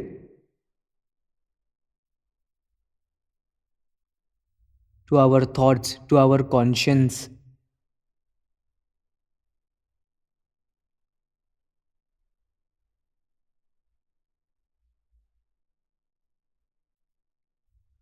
Secondly,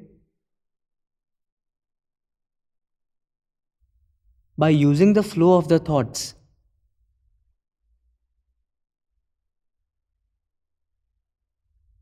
the sorcerers and wizards affect this chakra.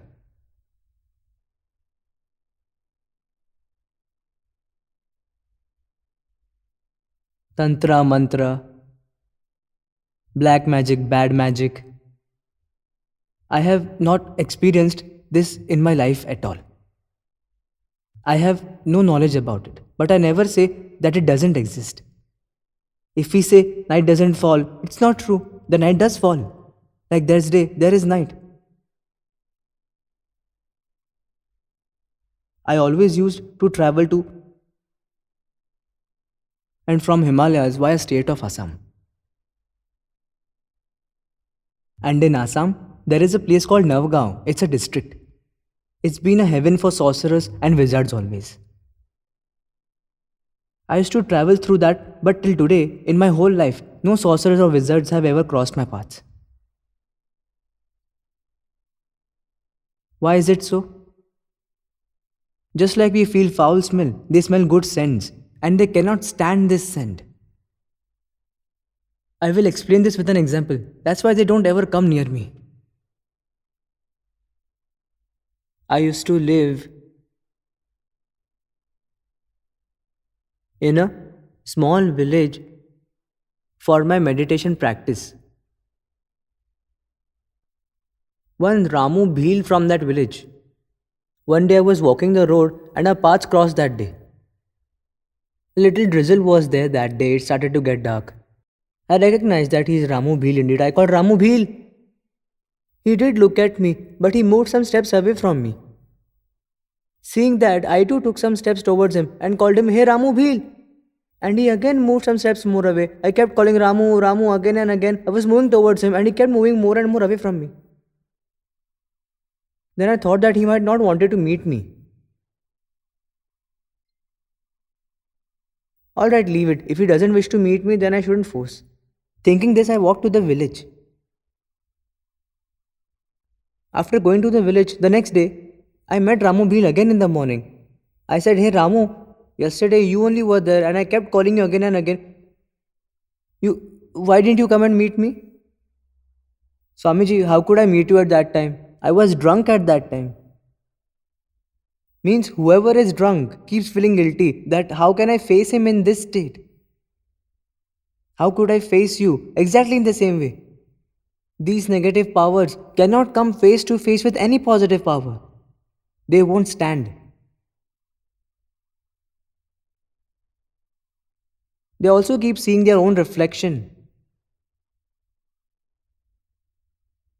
Secondly, as all these talismans, lockets, holy threads we keep wearing, we ourselves make our own conscience weaker and weaker, weaker and weaker, weaker.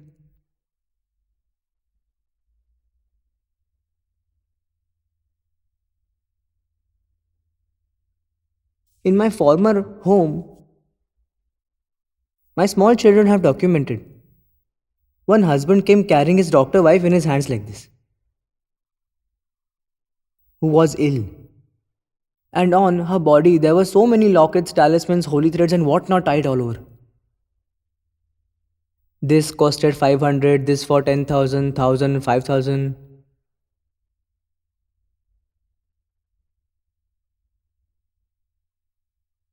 I told him, you have tied so much of protections and in spite of it, she's ill only. Untie all these and throw away. I guarantee you that she will be alright. Agreed then all talismans and were removed and I taught her meditation, asked to practice regularly. And truly, after that her health started to improve. After that one day she said, there's a talisman I have kept 1 lakh worth rupees it is. Should I keep it or remove it? She had still kept a talisman worth 1 lakh tied to her waist. There's a bottle of poison that costs 2 lakh. Would you drink that? Remove that one too. She removed the talisman. After that, she could literally run to home. This change, this transformation, my family has witnessed.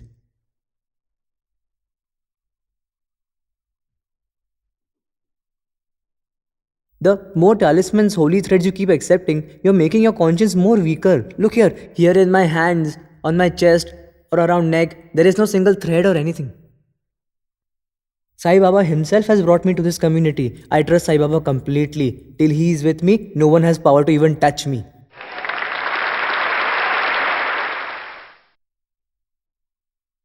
The day he will stop blessing me, I wouldn't even breathe.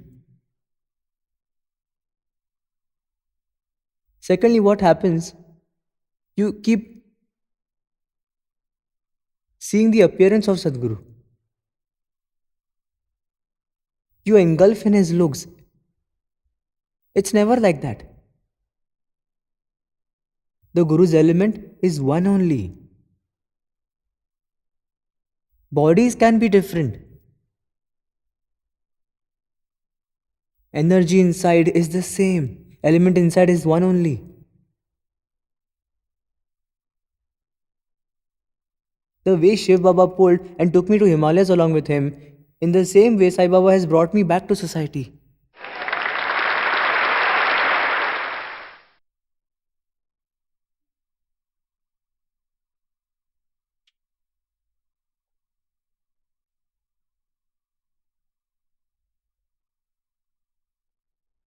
Many gurus have been there in my life.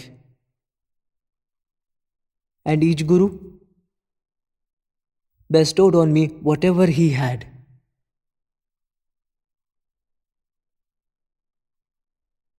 After giving, they sent me to the next guru.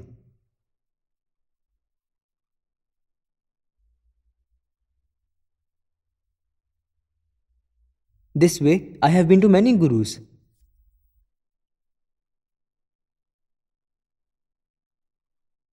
The gurus haven't ever met before, hadn't even known each other before. They all had one sentence in common. Your pot is very big, your pot is very big, your pot is very big. I supposed that they were teasing me. Perhaps my head is bigger in size. Then I used to see myself in water, river. Is my head really big? Oh no, my head is normal. Why they are saying like this then? You see, Guru talks at his level, disciples receives at their level. By pot is big, pot is very big, they meant this is going to reach to millions of people through you.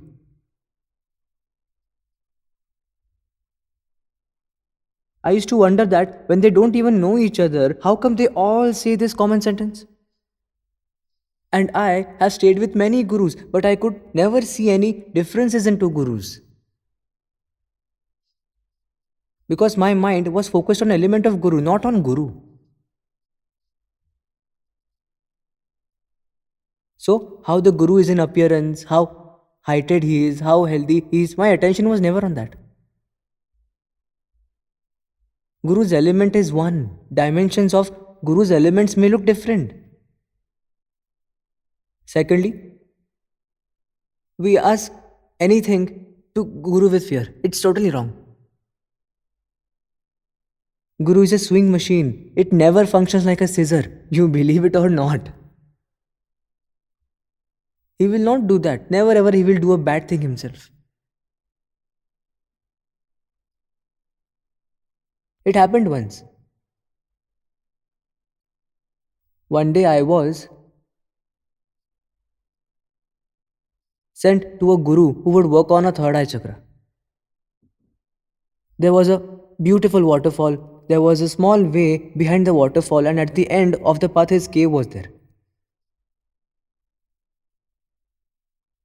We walked the small way. As we stood in front of the entrance of this cave, he started throwing curse words from inside. If you step inside, I will knock your head off.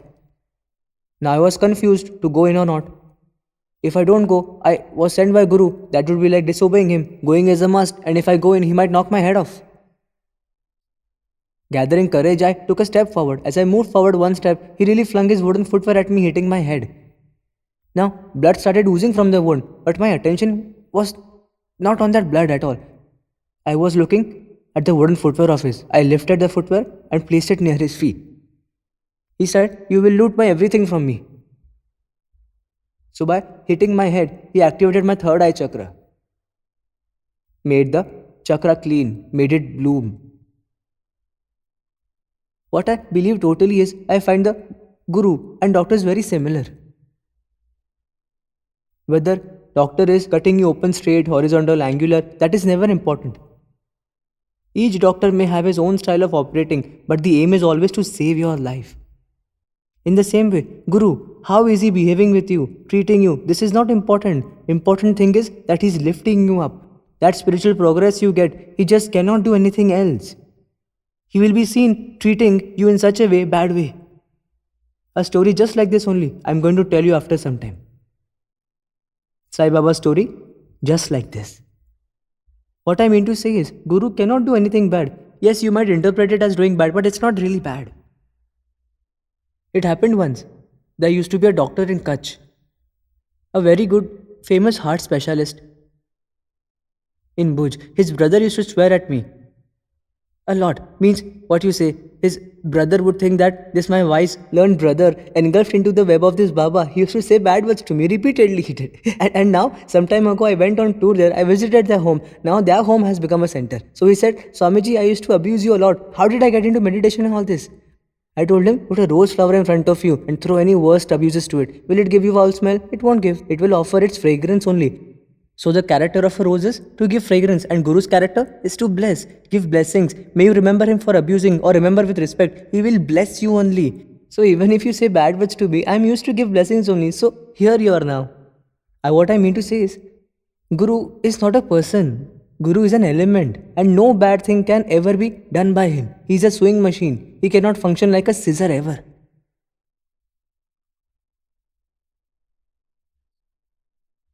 And experience is about sacral chakra.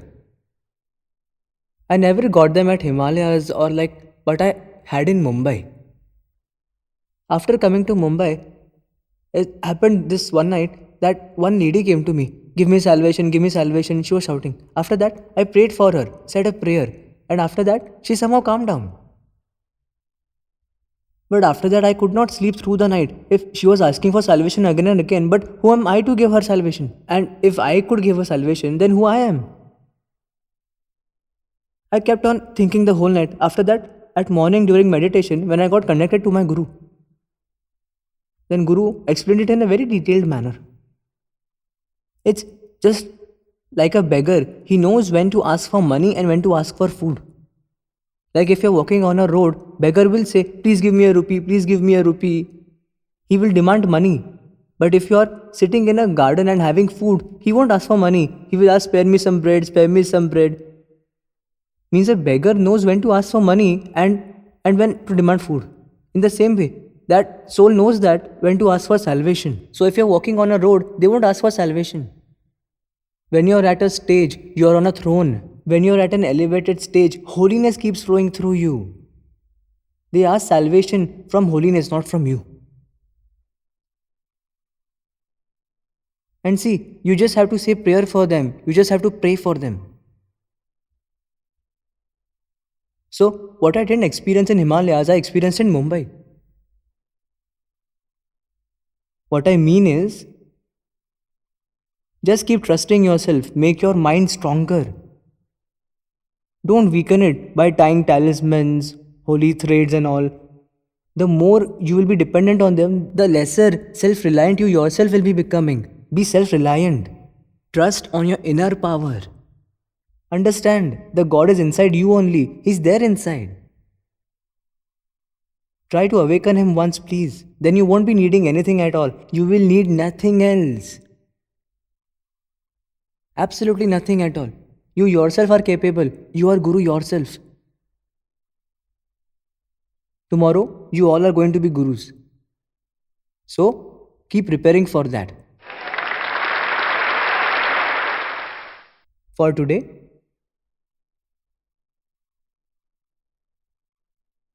Sai Baba's message is,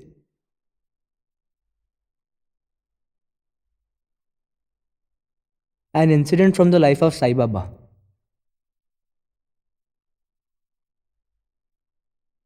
It happened in year 1911.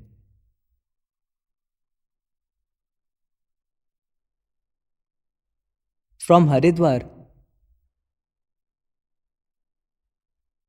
a Swami,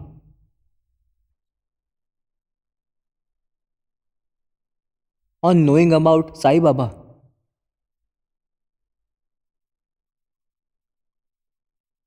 had come to Shirdi wishing to meet Sai Baba.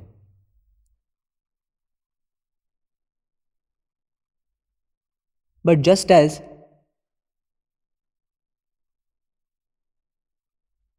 he reached near Dwarka Mai, a flag was hoisted over there. A horse, a palanquin was there. Seeing all this, a thought crossed his mind. How can this person be a monk who's emitting greed through the flag, who's showing greed through palanquin, oozing greed through the horse? This showing off person cannot be a monk. So I won't go and meet him. He turned back to go. Just then a Sai devotee said, now that you have come so near, just meet him once and go. You have come long way from Haridwar. At least meet him once. So just to meet him, as he came near the stairs, Sai Baba was there meeting devotees, talking with them nicely, giving holy ash to someone, giving his blessings to many. Atmosphere was so nice. And as he saw him taking steps, Sai Baba started abusing him, shouting at him. That seeing my extravagance, you didn't want to come, right? Why are you coming? This all will be there with me. I have accepted all this, alright? You don't need to come to me at all. He started scolding him out loud.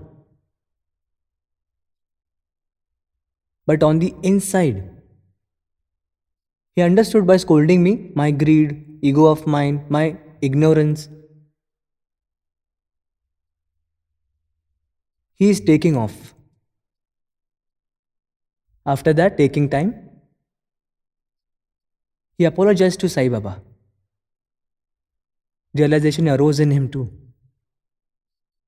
That Sai Baba is never attached to any of this. It's a devotee's wish that palanquin should be there. It's their wish that horse should be there. It's their wish that flag should be there. So it's there.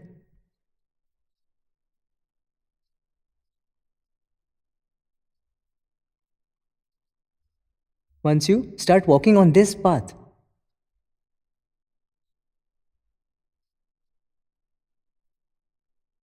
no personal wants remains attached to Guru.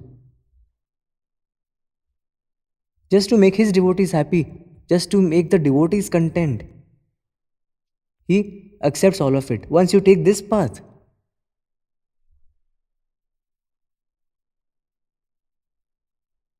materials that you receive are immaterial. Everything is accepted.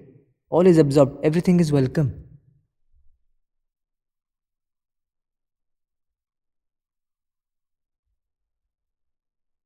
Secondly,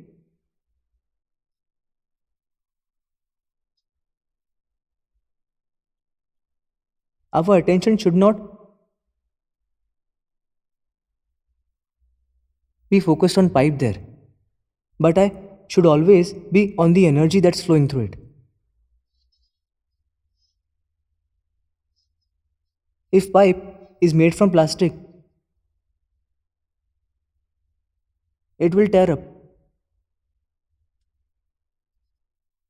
If that's made of iron, then it will rust. Made of plastic or the cloth, it will also tear. Means, whatever thing the pipe is made of, faults of that will be there in the pipe. And exactly like this,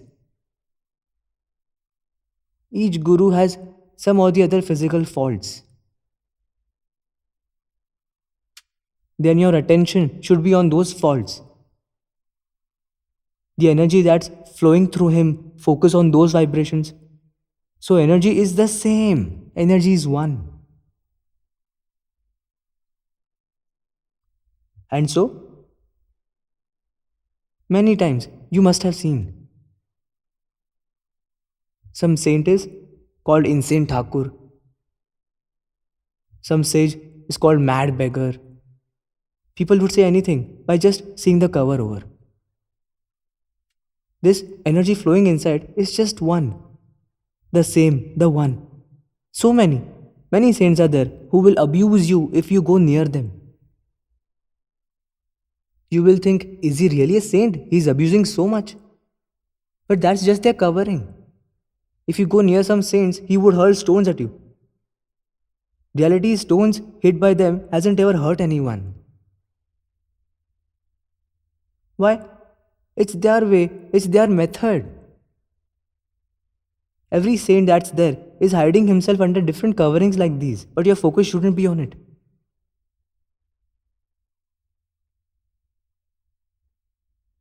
Focus on just the energy there. Pay attention to divinity. Pay attention to divinity. How do you feel while being near them? How are the energy vibrations emitting there? The strength of the energy you are experiencing. Which chakras are pulsating? Which chakras are opening up? What are you feeling at crown chakra? Which fragrance you are feeling? What sounds you are listening? Is it the bell sound or crunch sound is being heard? Keep your attention there, please. Don't pay attention to external things. I have written so many books. I have written about experiences with gurus. But nowhere I have called guru as bad. I haven't derogated any guru. You just think a person who hasn't seen any other person for years. To live with such a guru. Not just leaving, but learning, receiving their wisdom, how difficult it must be. But in spite of this, I never paid any attention to it. So that's why. Just experience the nearness of your guru. Guru is not someone to be seen. Guru is someone you have to experience, what experience you are getting. And cherish all these experiences. With Guru near you, try to introspect yourself. Try to look inside you. When Guru is near, the main use, the right use is to make yourself introspective. When I lived with any Guru, when I was nearer to Guru, always their energies, their vibrations helped me to awaken the Guru inside me. Then I didn't even feel that any Guru was different, this is different, nothing like that. A flow of the same energy, a steady stream used to be flowing. No interruption, no change, nothing, just same, just as one. Just we are dumb, who see outer shapes, outer appearances, and get tangled. And then we falter.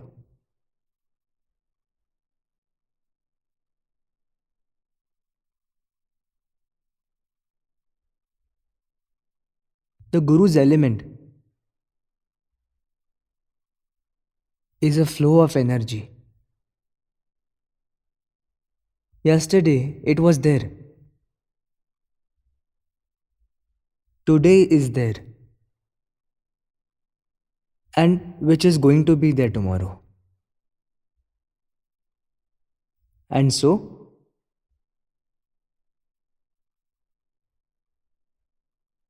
understand the Divine Supreme.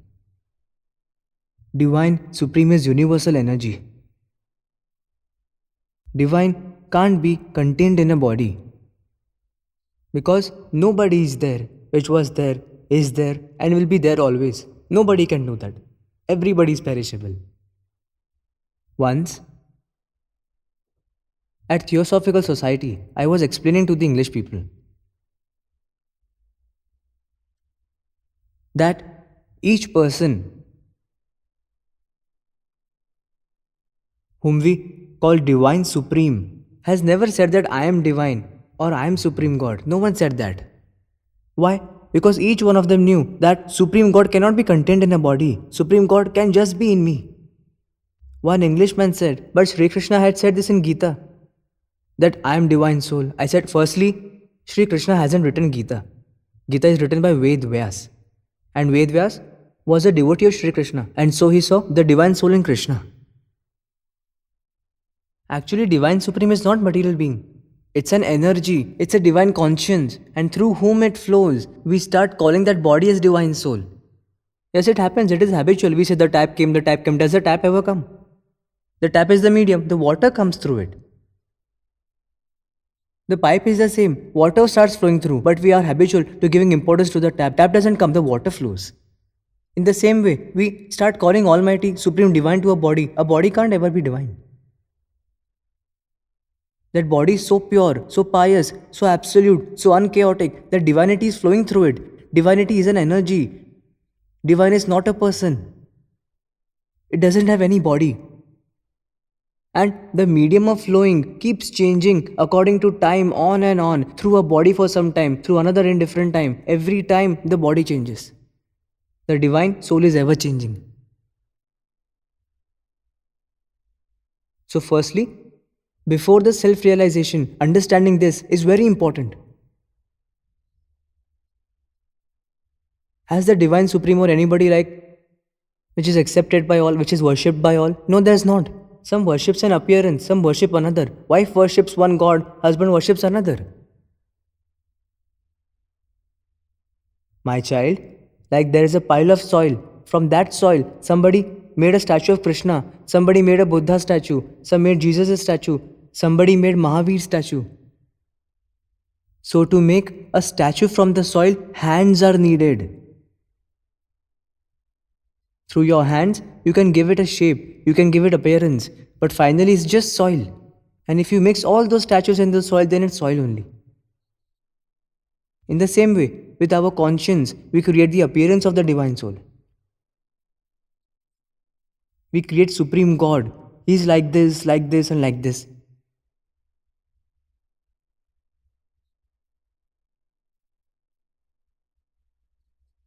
Ram is divine, Ram means divine, Ram means divine. Is you have accepted this, have engraved it on conscience. Ram is divine only. Then on activation of third eye chakra, you will see God Ram. Why? Because your conscience is totally engraved with Ram. Sai Baba is divine, Sai Baba is divine. If you have engraved it, you will be seeing Sai Baba only. Whoever you have worshipped, whoever is engraved in your mind frame, you will see that appearance. And seeing them appear proves to be good also and bad also.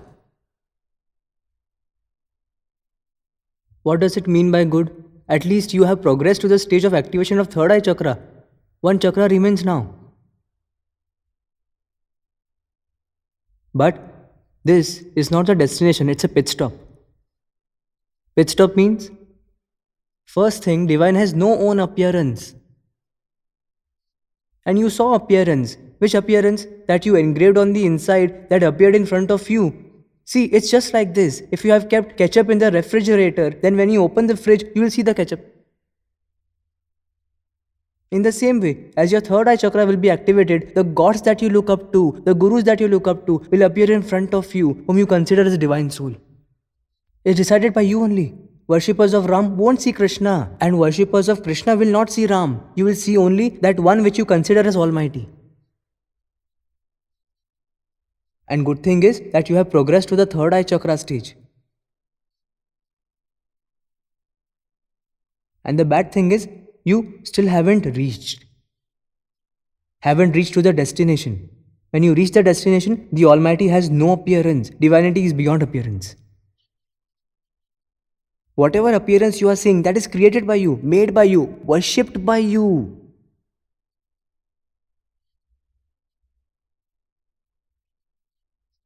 When you reach at crown chakra, you see endless nothings. You will have no feelings, no experiences. No appearance will be seen. You are seeing appearance, that means you have reached to third eye chakra. When you reach crown chakra, there is no appearance. Divinity is appearanceless. It's universal energy. How can you see which has no appearance? Yes, you will feel it. Experiences you will get. You would feel like thousands of lotuses blooming at once. You will hear the bells ringing. You will hear sounds of conch, fragrances of sandal, fragrances of roses. You will experience. Many beautiful experiences you will feel. Sounds from Supreme will be heard. But you will not see. You are beyond the process of seeing that time. So divinity means universal energy. This energy is also inside you. And as you connect to the universal energy, you start getting experiences beyond appearance. So, Firstly, understand divinity means universal energy. Second is religion. With religion, I'm not referring to the externals like Hindu religion, Muslim religion, Christianity, and all that. These are ways of worshipping. Religion is one, humanity, character. Saint Gyaneshwara is referred to Atma Dharma. I'm talking about this Atma Dharma. Religion for all the people is just one. We are children of humans. We are humans, and that's our first religion.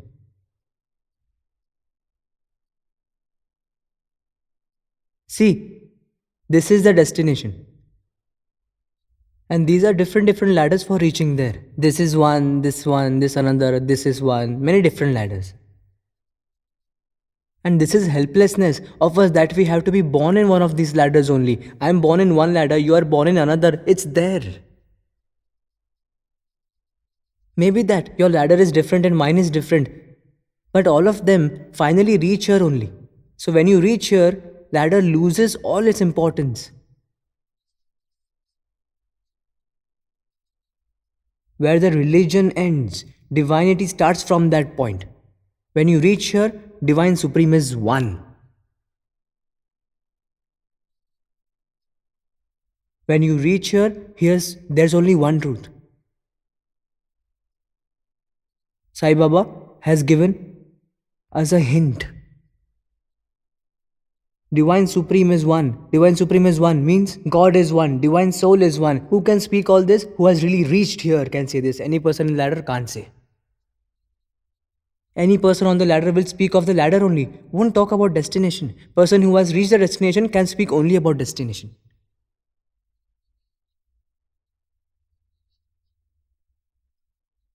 Here is another example.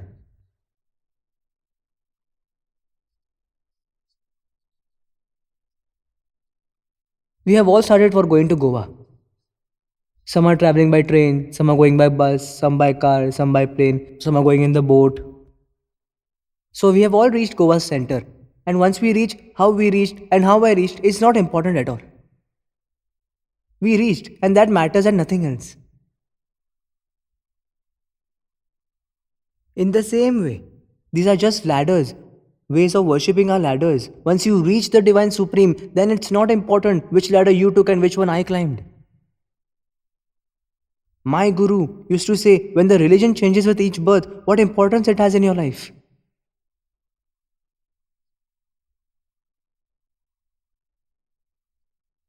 And this thought of his, it felt it as true, and it's really true. In my entire lifetime, the disciples of me that passed away, they have come back taking rebirth, but came in a different religion. And see, they had a huge urge to take rebirth. I have to take birth again in lifetime of Swamiji only. They came back very fast. They knew this. That now in old age, after self-realization, there is no time for progress.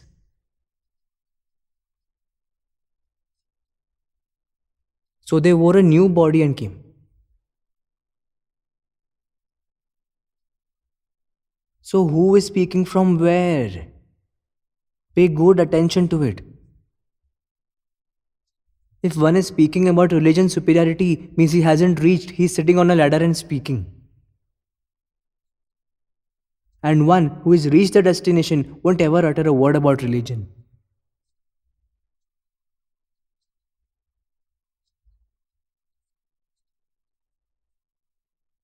Divine Supreme is one he can say this who has reached the final destination. He has gone beyond all ladders, not sitting on some ladder. Secondly, who has asked you to keep sitting on a ladder? No one says. What all say is, keep going the religious way. You listen to all religious leaders, please. Keep going by religion, they say. Do they say keep sitting on religion? No. It's a ladder. Keep moving up the ladder and reach there eventually. Yes, if you keep clinging to the ladder and keep saying this is it, this is the destination, then it's your dumbness. Yes, there are. Many people say you can reach Divine Soul only by my religion. That means they don't know anything about Divine Supreme. I went to Canada a while ago. I said to Canadian people, if you say the sun belongs only to us, that really shows you haven't been out of Canada ever or you don't know complete character of sun. Sun belongs to all. India owns, Pakistan owns, Japan owns, Germany owns, sun is everyone's. Doesn't belong to just Canada. But since you haven't been out of Canada, you are thinking like this. Similarly, people from one way of worshipping say you can reach Divine Supreme by our way. That means they don't know the Divine Soul at all. They aren't even nearby that knowledge.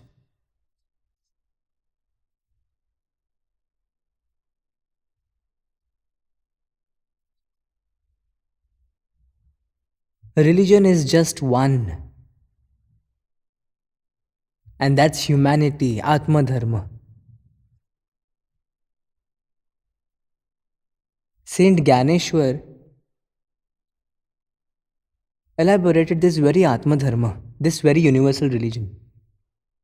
Vasudhaiva Kutumbakam, this concept can only be achieved by this meditation way only and not by any other religion specific ways.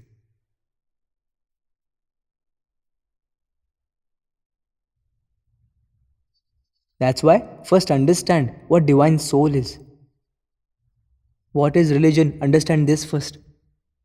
Religion means wisdom. Religion means knowledge. The wisdom about what is right and what is wrong is religion. Once it dawns inside you, arises inside you, then you do not need wisdom from any outer source.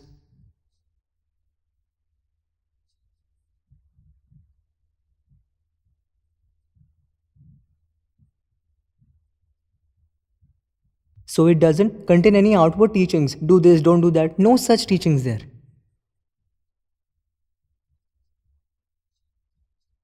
Just the process of awakening.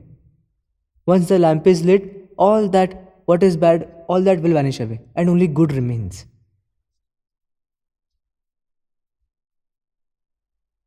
One day,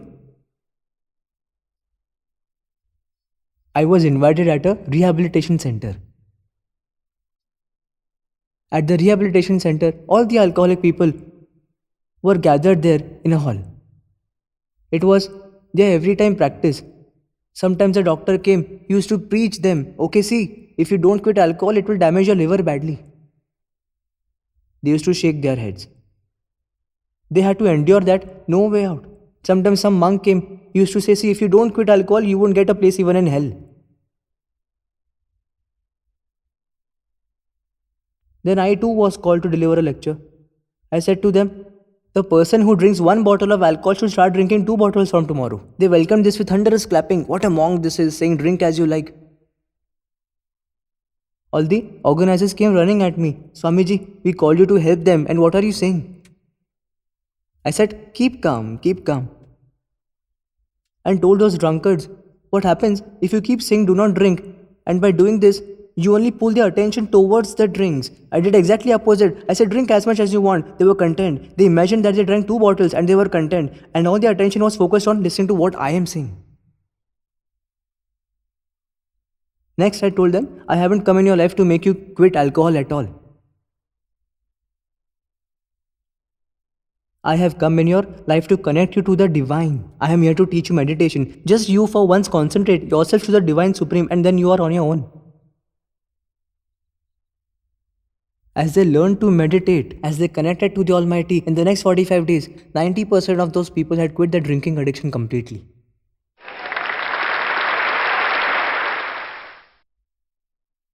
Actually, whether alcohol is good or bad is just his dumbness. Once knowledge arises, once wisdom dawns, he will quit himself and never tell anyone to quit. Because I will tell him through divine level, he will hear at body level, nothing will churn inside him. I want them to meditate and understand. He should quit by himself by being awakened from inside.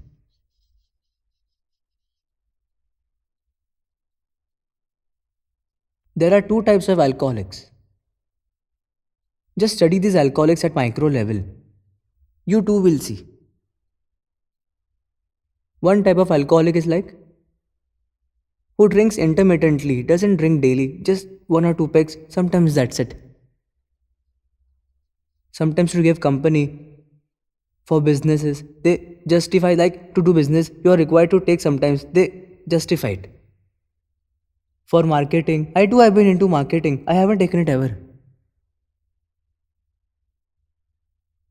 So this type of alcoholic is like, if you tell them that drinking is bad, he says, yes, Swamiji, I know it's bad, but what to do? It's business. Sometimes you have to drink a couple of eggs.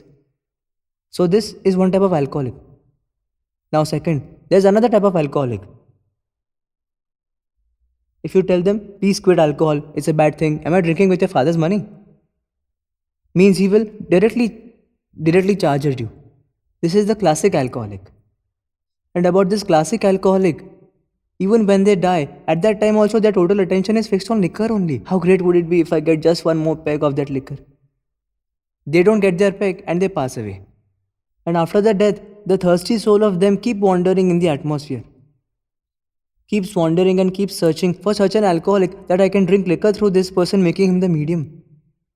Then someone who drinks one peg just occasionally, this soul then makes their body home. And after that, they dose double, one peg for themselves and another peg for their soul. So why must you keep away from alcohol? It's because you shouldn't become a medium for the alcoholic souls. But don't quit drinking for I am saying. Don't listen to me at all. You take your experiences. Feel that yourself first. Meditate.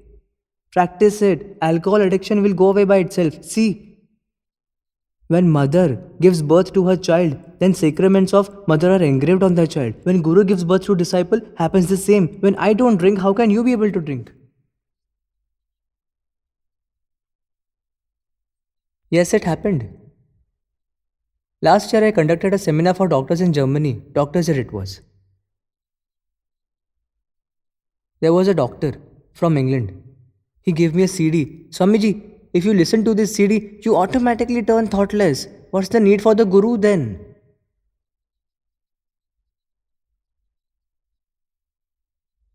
I told them, first thing is, thoughtlessness is not meditation. Yes, it had sound of a river and engrossing would lead you to thoughtless state. It was alright. I told him, but thoughtlessness is not meditation. And secondly, CD cannot pass on the sacraments. It is lifeless. A Guru can instill sacraments in you. He instills the best qualities he has inside him in you, and he can make you like him. CD cannot instill sacraments. It's lifeless. So, CD cannot ever be compared to a Guru.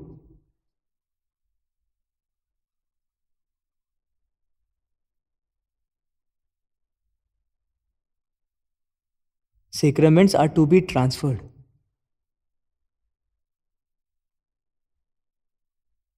It's a very slow, very minute process. Very slow, very slowly it takes place. But I have planted a seed of a best quality mango in your garden. So I know, right, what the seed is. I'm pretty sure that it will yield best quality mangoes only. It won't yield thorns like gum Arabic tree. But till that point, till no mangoes are there, I will keep saying water it, water it, water it, water it. Means meditate, meditate, meditate, meditate.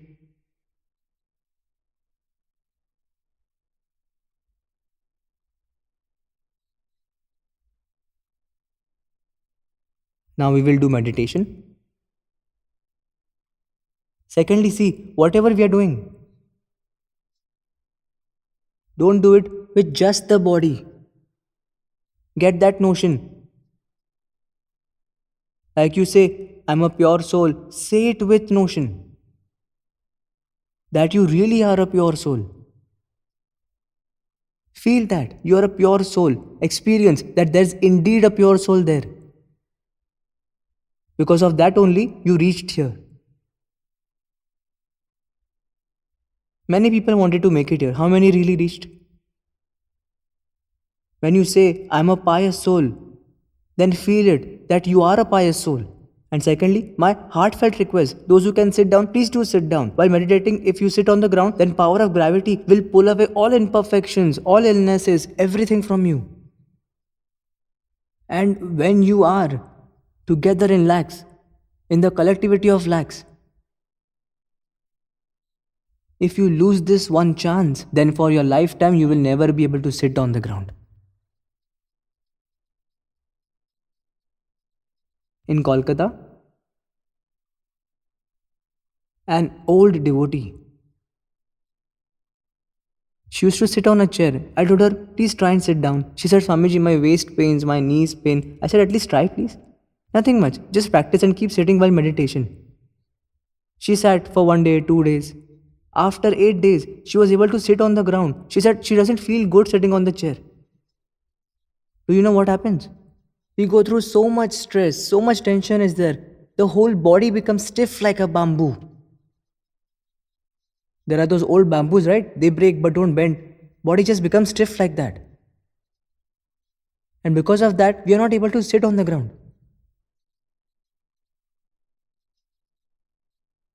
If you can't sit like this the whole lecture, don't sit, but sit like that at least during meditation.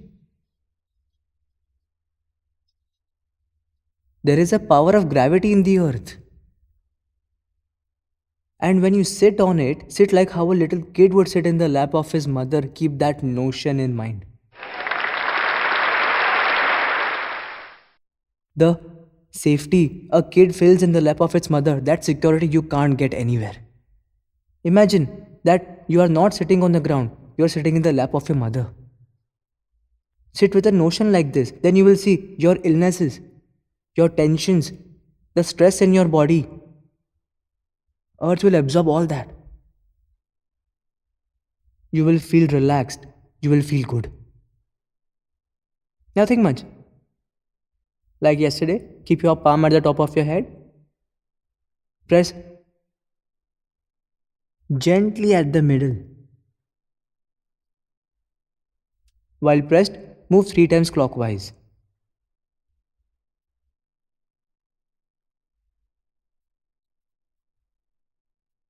And closing your eyes, very slowly, carefully, get your right hand down.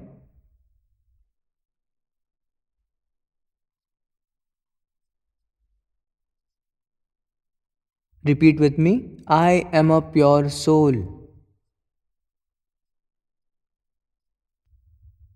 I am a pious soul. I am a pure soul. I am a pious soul.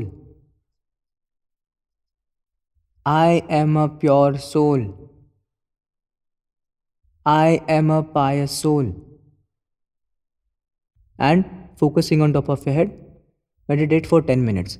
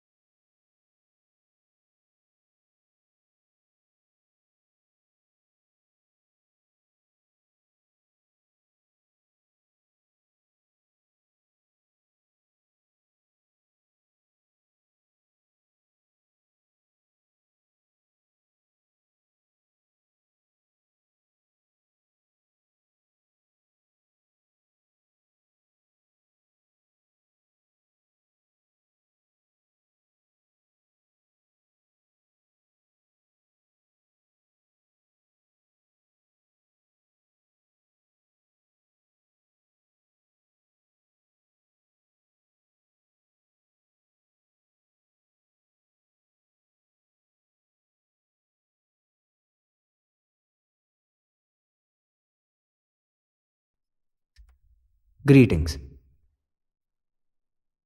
Tomorrow is Naval Chakra.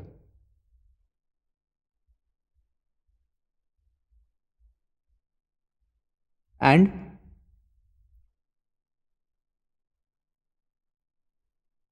we will pray to the God, the Almighty, for self realization.